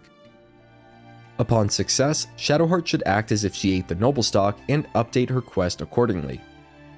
We can then go back to our camp and grab the Noblestalk from our stash. A good way of checking if the exploit worked is by speaking with Shadowheart. If everything worked out, we should not have the option of telling her to eat the Noblestalk. At that point, we can give the Noblestalk to Dareth. Be warned, if we pickpocket the Noblestalk back out of her inventory, it will be as if we never gave it to her at all. Within the now opened cave to our immediate north, we'll find a drow body. The final component of the craftable weapon, Icy Metal, can be looted off the body, along with a book on flump mating rituals. An investigation check will reveal the true coded contents of the book. Combining the 3 icy components will craft the very rare magic staff, Morning Frost. It can be nice on Shadowheart to give her the Ray of Frost cantrip, but I'm not sure it beats the benefits provided by the Staff of Arcane Blessing. We'll be sure to loot everything else in this cave, including the rare magic hood, Shadow of Menzoberranzan, then fast travel to the Underdark beach. There, we'll want to save, then take the Underdark Duergar boat across the lake. We will be intercepted by another boat full of Duergar and can use the information we got from Gek to pass without incident. Upon our arrival to the Grymforge, we can pretend to be True Souls and decline the request for gold that follows. I also want to give a quick warning that upon our arrival, we will be on a timer of sorts to free True Soul Nier. We will need to free and deal with him before leaving this area or taking a long rest, otherwise he could die, which will result in the deep gnome slaves being lost as well. Once free to move around, we can go to an elevated spot a short distance south, enter turn-based mode, then cast a spell like Summon Familiar Scratch or any other leveled spell. As a Storm Sorcerer, this will allow us to use Tempestuous Magic Flight to fly up to the elevated ledge nearby. You may need to use Tactical Camera, which can be toggled with the O key to be able to see the ledge properly and fly to it. Up here, we'll find an Idol of Shar along with a chest containing the Protectee Sparkswall rare magic robes. These are very good and thematically fitting for a Storm Sorcerer and pair exceptionally well with the Spell Sparkler staff. We can fast travel to the Grymforge to easily get back down, and then give the Idol of Shar to Shadowheart for some unique dialogue, along with a massive boost in approval if it's not already maxed. Next, we can equip the Headband of Intellect, then speak with Stonemason Kith to the north. If we agree to help him, then pass all 3 of the following skill checks, he will give us a free piece of Infernal Alloy, which I believe is similar to Infernal Iron. We can also trade with Kith, and he occasionally has useful stuff on offer. Moving further north, we can loot the Dark Justiciar skeletons for some unique items, also triggering an interaction with Shadowheart. Avoid saying they are better off dead if you want to avoid some major disapproval. Further north, we'll find the Herdmaster, and we can agree to help him get the Rothays working. Then, after succeeding in an animal handling check, encourage the Rothays to turn on the dwarves.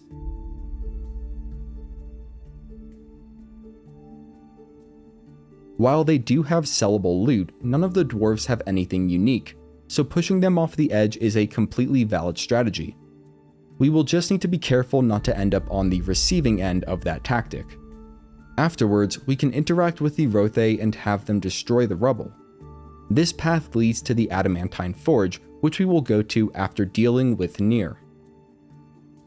For now, if we backtrack a short distance, then move out west, we'll come to a ledge overlooking 3 chests.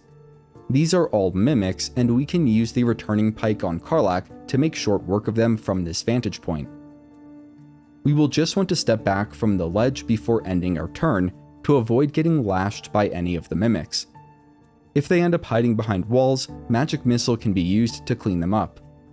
There is also a locked and trapped chest to the north across a gap, and it contains the real Sparky Sparkswall shield.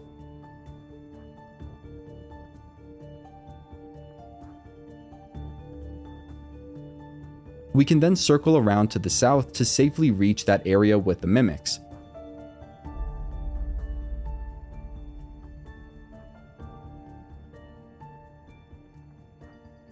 One of the mimics will contain the Wondrous Gloves.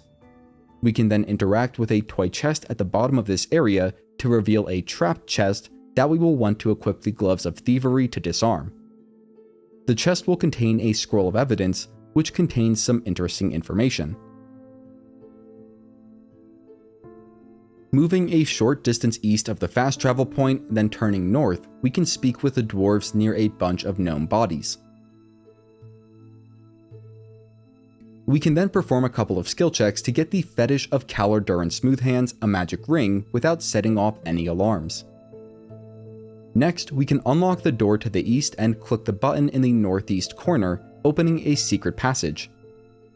Walking into the following room, we'll be ambushed by 3 ochre jellies. While they are easy to hit, they are also fairly tanky and can hit hard. Because of that, it's best to take them down one at a time, then retreat to cover to avoid their attacks. After the fight, we can move up to the northeast and make use of that rare ring we just got.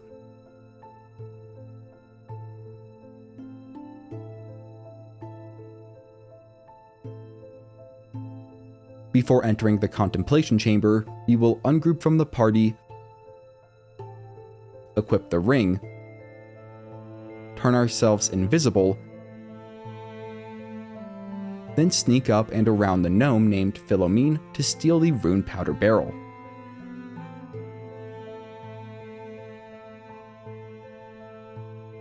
This will leave Philomene with no other option than to let us have it. After a short conversation, she should leave without further incident. This rune powder barrel is basically a nuke and could come in handy at some point, but for now I'll just send it back to camp. Moving on, south of the fast travel point we can speak with Elder Brithvar. We'll need to make sure we move close to him before initiating a conversation, or else he may bug out and refuse to speak with us. We can use a combination of deception and persuasion checks to form an alliance against True Soul Nier. Brithvar will ask us to eliminate the scrying eye, but as far as I can tell, this is unnecessary. Further south, we can speak with Sergeant Thrin and give her the Boots of Speed.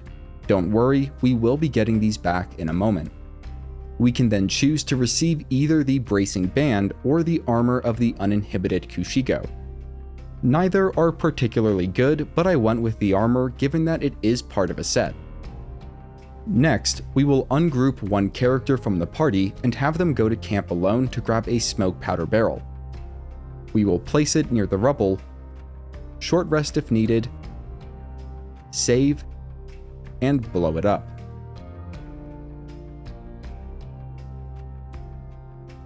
After blowing up the rubble, True Soul Nier will emerge. We'll tell him to stop killing the gnomes, then say, "That's your cue, Brithvar, it's time you got paid," and side with Brithvar. At the start of combat, we can cast Twin Haste on Karlach and Lae'zel to help them take down threats faster. We will want to prioritize defeating or stunning the two Mind Masters, as they can dominate our characters, which is really detrimental. True Soul Nier takes priority if he is going before Karlach in the turn order. With both Haste and Action Surge, Lae'zel should be able to take him down in a single turn. Also, don't stand near the lava or other edges, as that is a good way for us to get instant killed. After the first fight, Brithvar will try to extort us. We can either do some skill checks for a fair deal and the freedom of the gnomes, or we can just attack him. Given that he and his fellow slavers have some unique magic items, I went with the latter. There is also no need to wait until after the initial bout ends to do this. We can just start attacking them once Nier's forces are almost entirely defeated. Once all the fighting has ceased, we can speak with Barcus Root and convince him to rest at our camp. We can also speak with Beldron to witness a happy reunion and agree to free Wulbren from Moonrise Towers. There are a ton of magic items scattered across the bodies, including the Bow of the Banshee, Jorgerol's Greatsword, Shining Staver of Skulls, Cap of Wrath, Deep Delver, Ring of Absolute Force, Boots of Speed, Nier's Head, Sword of Screams, and the Disintegrating Nightwalkers, which are a great mobility item. There is also a Broken Moon Lantern, which we can investigate for information, but is otherwise unimportant to succeed in. We can also cross the chamber to the southwest and go out the doors on the other side to catch a glimpse of a future destination. East of the fast travel point, we will need to defeat some remaining Duergar, then speak with Skikpit and tell him to join the others at the dig site. If you want to fully explore the long route to the Adamantine Forge, return to the path that was opened by the Rothays north of the fast travel point. That said, I'm going to simplify this section by having Karlach go solo to grab the bare essentials. Starting at the dig site, we can cross a beam over a stream of magma, then jump east up to an elevated area. From there, we can jump north up to an even higher area, and continue moving north until reaching a pair of iron doors.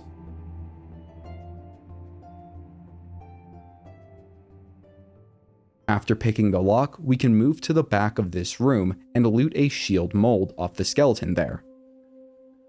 If we go through the locked doors to the south, we will trigger a combat encounter that I personally prefer to avoid. In any case, we can return south, use the Featherfall boots, then jump back down to where we came from. We'll grab the splint mold, then head southwest to activate the fast travel point here. Only 2 pieces of gear can be made from the Adamantine Forge, and I'll be getting the shield and the splint armor. Given that, we'll just need to get some mithril to make those items with. For that, we'll start by heading southwest and dispatching these sets of animated armor. By the way, I am a huge fan of chucking them into the lava below.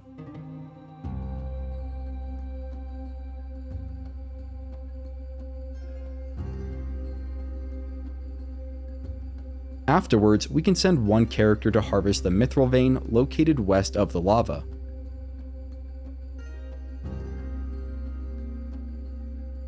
Karlach can make use of the Featherfall boots again here, jumping south down to the ruins in the middle of a lake where an adamantine chest is located. Once we crack the DC 20 lock, we will be rewarded with a magic and sentient amulet that has specific benefits for monks. We can fight the roaming lava elemental if we want, but it doesn't drop anything unique, and we've got some tough fights ahead. Next, we can save, then regroup at the fast travel point and head down the central staircase towards the forge. Halfway down, there is a path leading northeast to a second mithril vein. We'll want to be careful as there are several enemies waiting in ambush. It's a good idea to send one character with the alert feat in while everyone else hangs back. Once the ambushers do emerge, we can have the rest of the party join the fray. The mephits explode, so we will want to stick to ranged attacks when possible. Also, some will use the heat metal spell against us, which can make us drop our weapons. Because of that, we'll want to make sure we don't leave our legendary sword behind.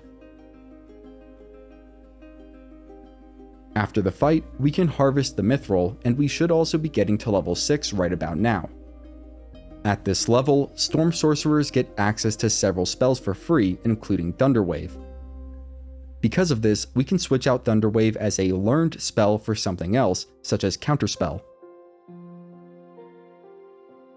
We also learn one additional spell of our choice as usual, and a Lightning Bolt is always nice to have on hand. Shadowheart will gain an additional Channel Divinity charge, as well as improved Warding Flare. As a monk, Karlach gets a huge upgrade at level 6.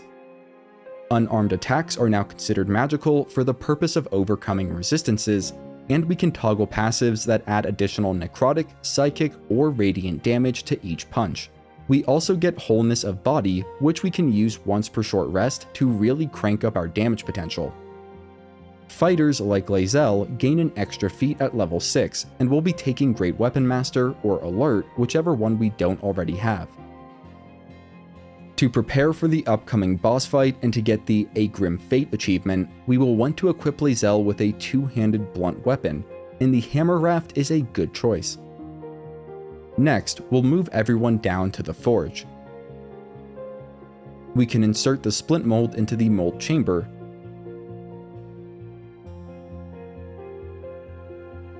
then put a piece of mithril ore in the crucible.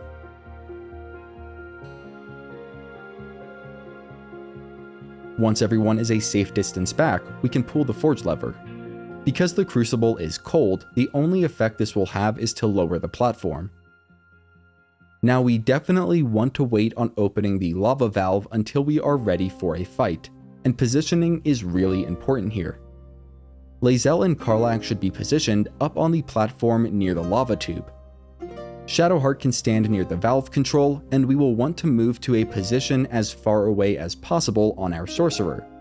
Before doing that, we can enter turn-based mode and cast Twin Haste on both Karlach and Lae'zel.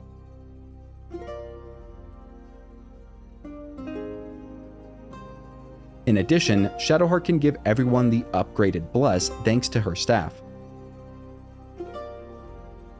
Once that is done, we'll position our sorcerer far from Karlach and Lae'zel near the forge lever, then pass one turn.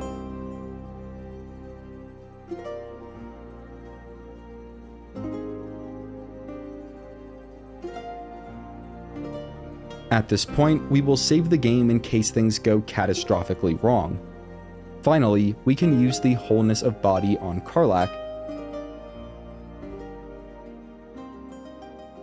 then direct Shadowheart to open the valve and start the fight. To begin, we can use 2 Flurry of Blows topple on the Grim to hopefully knock it prone. It's immune to stun, so stunning strikes are wasted on it. Assuming it is knocked prone, we will proceed to hit the Grym as many times as possible. We need to defeat it without the use of the Forge Hammer in order to get the associated achievement. To that end, we will next hit the Grym with Lae'zel. We can toggle on the all-in passive to deal more damage, but it will lower our chance to hit. This can be compensated for by using something like an Oil of Accuracy, as well as the Precision Attack maneuver. If we do this all correctly and most or all of our attacks hit, we can defeat the Grym before it even has a chance to act and make our lives miserable.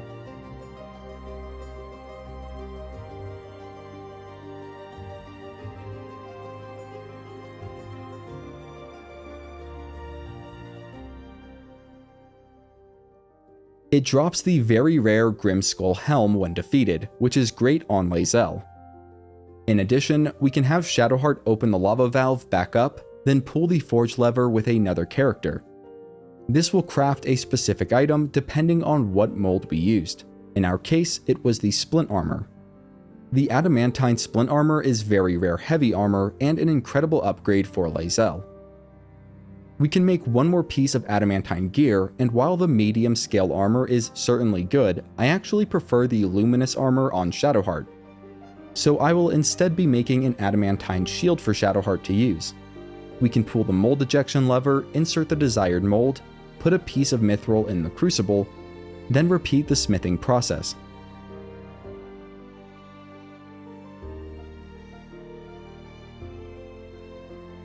At this point, we can return to the Myconid colony and report our success to both Thula and the Sovereign. We will be rewarded with the Envoy's Amulet. We will also get the title of Kin Spirit if we tell the Sovereign that we've defeated Sovereign Glut, though I'm not entirely sure what that does. We can go ahead and take another long rest. There, we can speak with Barcus Root and assure him that we will both rescue his friend Wulbren and stop the destructive plot of the Iron Hand Gnomes. Our next major destination is the Mountain Pass, but there is a somewhat hidden location in the Underdark that was previously overlooked, so let's go there first. We'll start at the Underdark Beach fast travel point and head south to the Torchstalk Field near the Arcane Tower.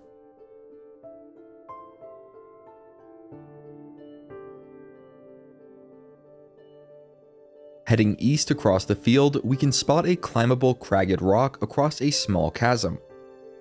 We'll want to destroy the Torchstalk sitting near the cragged rock, then jump across and head on down to the Festering Cove. Quick note, as far as I know, this area is completely separate and has no bearing on the rest of the game, so you can play it however you want. That being said, we'll want to equip the Headband of Intellect before proceeding. This small location is populated with a clan of Kuatoa. If we pass a DC 20 Arcana check, we will then have the option of a new Persuasion check. Passing that check, we can then decide the fate of Bual and the Kuatoa. Saying, "I'll just kill you and claim it for myself," will earn approval with everyone and make for an easier encounter. Defeating Bual will lead to a new conversation with the potential for some funny companion comments. We can have our cake and eat it too by knocking everyone unconscious with non-lethal attacks. Pooldrip the Zealous will have the rare magic sickle of Bual. Before leaving, we can jump across the mushrooms to the northeast, after clearing away the Torchstalks, and open or smash the trapped chest to get the slippery chain shirt. We can reach the mountain pass by fast traveling to Joaquin's Rest and heading west past the location where we previously encountered Kithrak Voss and his Githyanki Knights. A short distance into the mountain pass, Lae'zel will speak with us, and we can agree to her request. A little further north, we'll find Lady Esther near a small camp. Before exchanging any words, it's a good idea to trade and buy any useful potions. As for unique magic items, we will be getting those in a moment. After telling her story, Lady Esther will ask us to retrieve a Githyanki egg from the creche. Somewhat predictably, Lae'zel will not be a fan of this idea. If we have it, we can produce the Owlbear egg instead and perform a skill check to have Esther accepted in place of the Githyanki egg. Alternatively, we could say, "My friend is right, what you suggest is revolting and you need to die." This will get us 1 point of approval from Lae'zel, but turn Esther permanently hostile, so I would say the Owlbear egg path is preferable. In either case, we will want to use non-lethal attacks to knock her out. The really useful items we can get off her are the Gloves of Cinder and Sizzle and the Graceful Cloth, both of which are pretty great on Karlach, and the Periapt of Wound Closure, which is great on any character in need of a lot of healing. That being said, there is an argument to be made that the Sparkle Hands are better than the Gloves of Cinder. If we want, there are several undead that can be fought to the west. We can enter hiding and watch out for the repulsion mines as we move in to get the drop on them. The Death Shepherds are the highest priority targets since they can revive dead allies. Ideally, after initiating Surprise, we can use Shadowheart's Radiance of the Dawn ability to wipe out most of the undead, then clean up with Karlach and Lae'zel before the stragglers have a chance to react. Before moving on, we can grab the plate armor off of the dead zealots, which sell for a good amount of coin. Further west is another entrance to the Shadow-Cursed lands, so we won't be heading that way, at least not for now. We will instead backtrack a short distance before heading north towards a large cable cart. If we pass a strength check to get the cable cart moving, it will make the trip down to the monastery quicker, otherwise we can just walk and hop our way down the side path. Also, everyone can take a crack at this skill check, and we will definitely want to keep our inspiration points for a skill challenge up ahead. Moving further northeast, we will arrive at the Rosy Morn Monastery. Soon after, we'll catch our first glimpse of the Githyanki inhabiting it. After a cutscene, we can jump into the monastery through a broken window to the west. Be warned that killing the kobolds here with fire damage will cause them to explode. To get around this issue with Karlach, we can toggle non-lethal on so that they are just knocked out and do not explode. One of the kobold looters will have the ceremonial mace, which we need in order to solve a puzzle here. Moving further north, we will exit back out of the monastery, then jump and climb our way up to the rooftop. There are multiple Grimishka waiting in ambush beyond the wooden barricade and through the door to the west.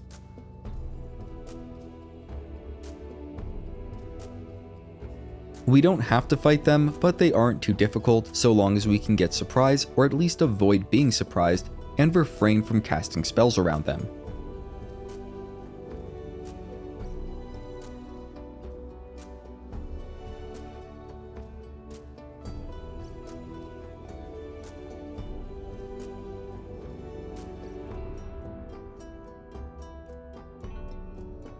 Afterwards, we'll move further east, jump a gap, and climb up the vines to the south. This will put us in contact with two giant eagles, which we can use animal handling to avoid fighting. Personally, I like to fight these eagles because they drop the materials used to make potions of flying, which are very useful. We might even want to leave the ancient giant eagle alive long enough to call in more giant eagles for more XP and more feathers. That being said, there are a lot of eagles that will join the fight, and it can make for a dodgy encounter, especially if we stand near any high ledges to get knocked off from.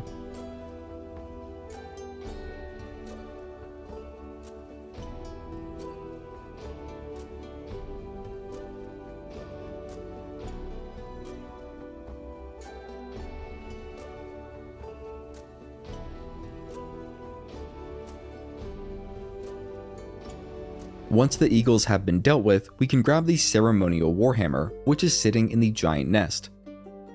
We'll ungroup Karlach from the party, then send everyone else down the vines we previously climbed up.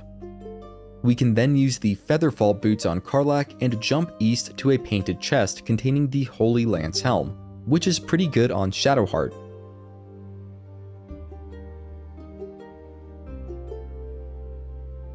Next, we'll jump down near the crumbling wall and regroup.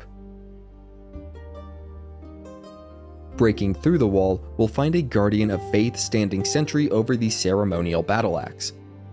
I found the best way to deal with the Guardian is by having Shadowheart cast Sacred Flame on it repeatedly and from a distance while everyone else stays out of combat. Once the Guardian is down, we can grab the ceremonial battle axe, then head west past the climbable vines and over the gap. To the north is the room where we will make use of the ceremonial weapons we've gathered, placing them on the appropriate pedestals. The mace goes on the pedestal to the southeast.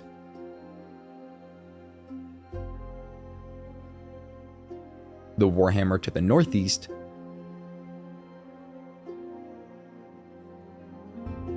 and the battle axe to the southwest. Completing this puzzle will give us the Morning Lord's Radiance until our next long rest, and will open up the nearby chamber, allowing us to grab the Dawnmaster's crest, which we will want to hang on to for later use. There's also an old key nearby that we can grab, though I'm not sure what it's supposed to be used for. Once we've finished exploring, we can return near the room with the Guardian of Faith, then hop down the ruined staircase nearby.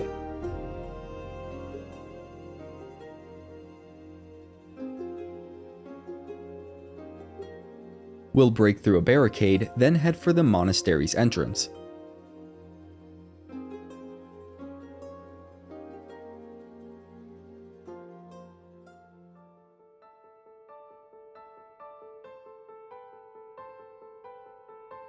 Entering the creche, we'll be stopped by a Githyanki standing guard. We can allow Lae'zel to answer, which will get approval from her, and disapproval from Shadowheart, but we get so much approval from Shadowheart that it probably doesn't matter. Moving ahead, we'll eventually reach a junction with a fast travel point to the east.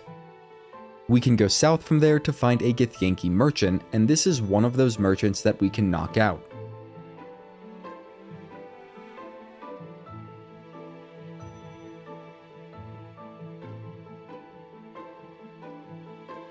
She has some really good magic items, such as the Daredevil Gloves, Gloves of Dexterity, and Amulet of Branding. Returning to the junction, we'll find the classroom to the north. We can talk down the instructor here from killing youth Varl if we manage to succeed on a DC 21 persuasion check. Afterwards, we can speak with Varl and persuade him to part with another disc of Githyanki text on Prince Orpheus. We can then ask Lae'zel about it for more approval.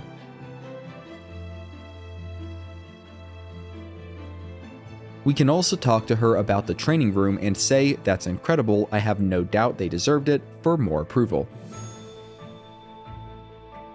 To the west of the junction, there is a portrait of Vlaakith, which we can draw on if we don't mind some disapproval from Lae'zel. To the northwest is the hatchery. We can go speak with Varsh Koku there and he may tell us to leave. Even so, if we speak to him again, we can try to persuade him to willingly give us the egg. After succeeding at the persuasion, we can say I'll find another creche, one that's more forgiving, to earn approval from Lae'zel among other companions. This will get us a pair of boots that grant immunity to acid, allowing us to safely retrieve the lone egg. We have the option of crushing the egg, but we should probably just pick it up and send it back to camp. Afterwards, we can speak with Lae'zel about the hatchery for even more approval. Leaving the hatchery, we can find the Zaith'isk in the room at the end of the southwest hallway. Once there, we'll first need to speak with the Gastil, and allowing Lae'zel to take the lead will get us some more approval.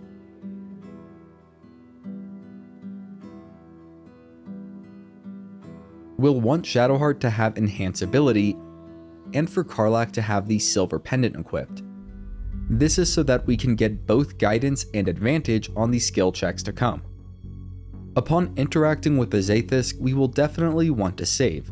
Then we can allow Lae'zel to take the lead for even more approval, and also to avoid getting any detrimental effects on our main character. This is probably the worst skill challenge in the game because it basically requires a natural 20 or critical success to succeed on most of the checks, and there are real negative consequences for failing them, so safe scumming is almost always necessary. With that said, if we persuade Lae'zel to leave the Zaith'isk at the first chance, we'll get approval, and she will not suffer any permanent side effects. To put it bluntly, the longer Lae'zel stays in the Zaith'isk, the more negative and permanent conditions she will receive. If we don't convince Lae'zel to leave the Zaith'isk until the final set of dialogue options, there will be a DC 30 Arcana skill check to draw on a new Illithid power. For most, the only way to succeed here is by rolling a natural 20, a critical success. If we do succeed, we will get the Awakened feature, which allows the use of all Illithid powers as a bonus action. It's really nice if we use Illithid powers. That being said, Lae'zel will suffer from weakened intelligence and weakened wisdom. Because I don't use Illithid powers, I persuaded Lae'zel to leave the Zaith'isk as soon as possible, but choose however you want here. Besides Lae'zel getting a couple reduced stats that aren't important for the fighter class, getting the Awakened power won't interfere with anything else. What is very important to do is to save the game immediately after we successfully get the outcome we want, so that we don't have to do it again if something else goes wrong. Regardless of our choice, we will need to use Deception on the Gestill to avoid a combat encounter. Afterwards, we can speak with Lae'zel and agree to go see the Inquisitor. For that, we'll need to return to the fast travel point and go down the hall to the northeast. After a short cutscene, we'll need to get the Gith shard from Kithrak Therazin. If we just show her the artifact, she will open the way to the Inquisitor. Doing this will also gain us approval from Lae'zel, but disapproval from basically everyone else. That will be easy enough to recover though. Upon our arrival at the Inquisitor's chamber, we can prepare for combat before speaking with him. Entering turn-based mode, we can cast Twin Haste on Lae'zel and Karlach, and use Spirit Guardians on Shadowheart.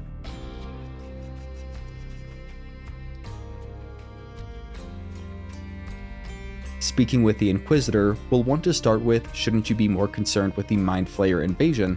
followed by "How will this weapon stop the Mind Flayers?" and "I won't let you take it." When Lae'zel contests this choice, we can say, "Remember the Zaith'isk, these Gith can't be trusted," gaining approval from everyone. Finally, we'll say we are keeping the artifact and start the fight. We can use Brand the Weak on the Inquisitor, making him vulnerable to bludgeoning damage from Karlach's attacks. Even without that, this fight is pretty easy with the amount of damage that we're capable of dealing in a single turn.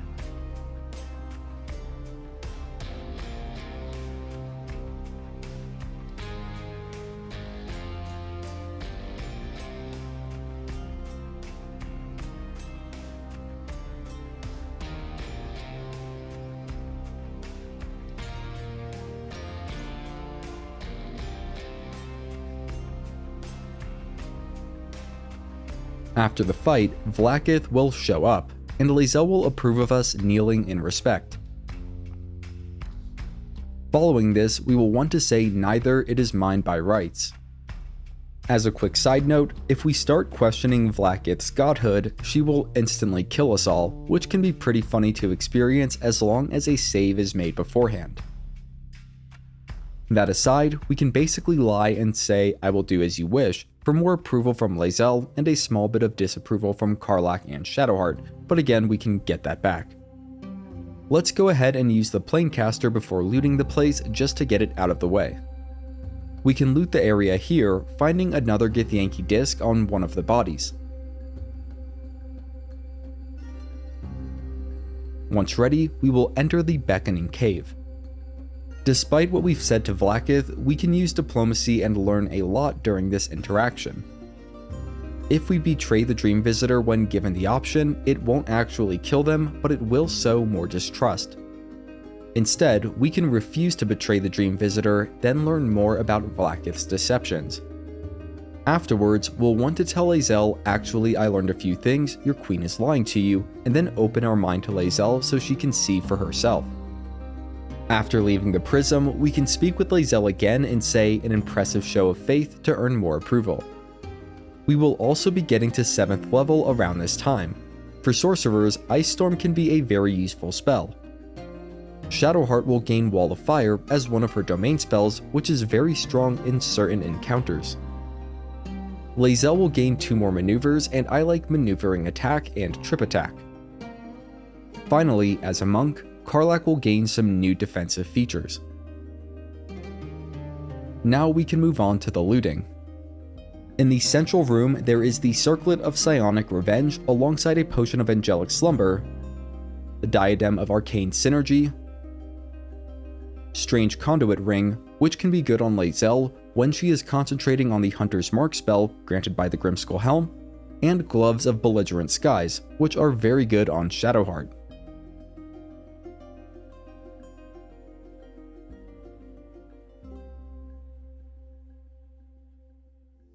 Within the East Room, we'll find the Necklace of Elemental Augmentation and the Skin Burster. Finally, in the West Room are the Hoarfrost Boots. There are also 2 statues that we can interact with, and we will need to turn each one 3 times.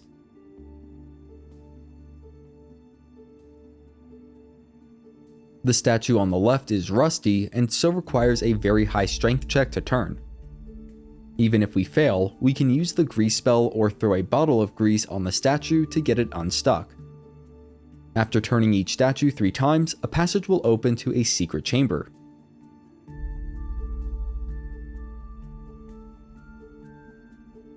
Beyond this first barrier, there are traps that will fling us into a chasm if not carefully disarmed, and we'll want to both ungroup the party and do this in turn-based mode. After disarming the first trap, we'll need to bypass the second barrier by going through a small cave. We can destroy the energy source along the way, and we'll want to disarm the next trap before regrouping with the party.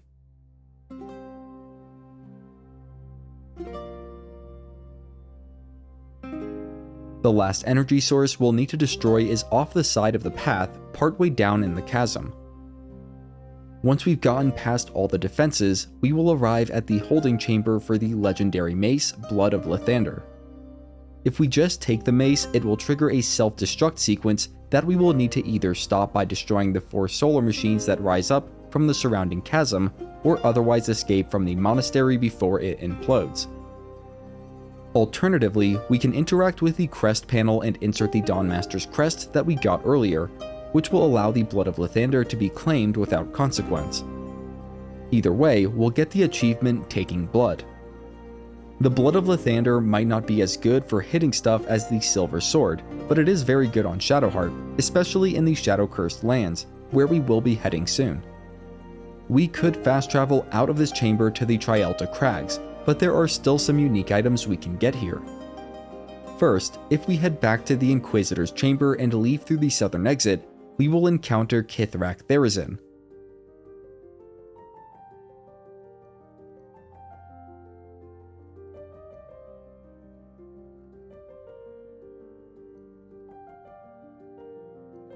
She will drop the Soulbreaker Greatsword when defeated. Over in the Infirmary, we will find Gish Umraak, who will drop the Ring of Elemental Infusion when defeated, as well as the Gestil, who will drop the Aberration Hunter's Amulet. Finally, near the main entrance we'll find Gish Farag, and she'll drop the Ring of Arcane Synergy. On top of all that, we will get around 1200 experience in total if we go around and defeat all the Githyanki in the Kresh. That being said, anything beyond grabbing the Blood of Lathander is completely optional, and it will have no impact on the story or achievements if we don't do it. We will need to complete a long rest before leaving the mountain pass though, so we might as well get some loot and experience out of our remaining resources. Once we're ready to take a long rest, we'll fast travel to the Underdark Grymforge, which is intentionally in a different region. This should trigger a long rest and, once we go to bed, an encounter with Kithrak Voss. This is a pivotal moment in Lae'zel's story, and it's where we can get the achievement relating to her. If Lae'zel has seen enough evidence of Vlaakith's deception, we can allow her to take the lead, and she will listen to Voss's proposition. Eventually, we'll get multiple dialogue options, and again, if Lae'zel has enough distrust in Vlaakith, we can let her decide the path forward for herself. Otherwise, we'll want to push her towards siding with Voss. Upon forming an alliance with Voss, we will unlock the Lich-Queen's Wrath achievement. We can speak with Lae'zel about the encounter after Voss leaves, and at this point, our approval rating with her should be maxed out. The next morning, we can leave camp, which will transport us to the Grymforge. From there, we can head east to the Wrought Iron Gate and take the lift to the Shadow-Cursed Lands, progressing the story into Act 2. That will have to wait until the next part of this series, but in the meantime, we've done basically everything important in Act 1, to the point where you can explore freely. Just avoid killing any friendly NPCs. Speaking of which, the merchants should all have restocked and with better items now that we are level 7. If you have any questions, you can reach out in the comments where I'll do my best to help. If you want to watch part 2, you can find it over on my channel, and if you're new, consider subscribing. You're helping me feed my cat, her name's Marshmallow. Have a great day if you're here today, have a great Wednesday, and as always, thanks for watching.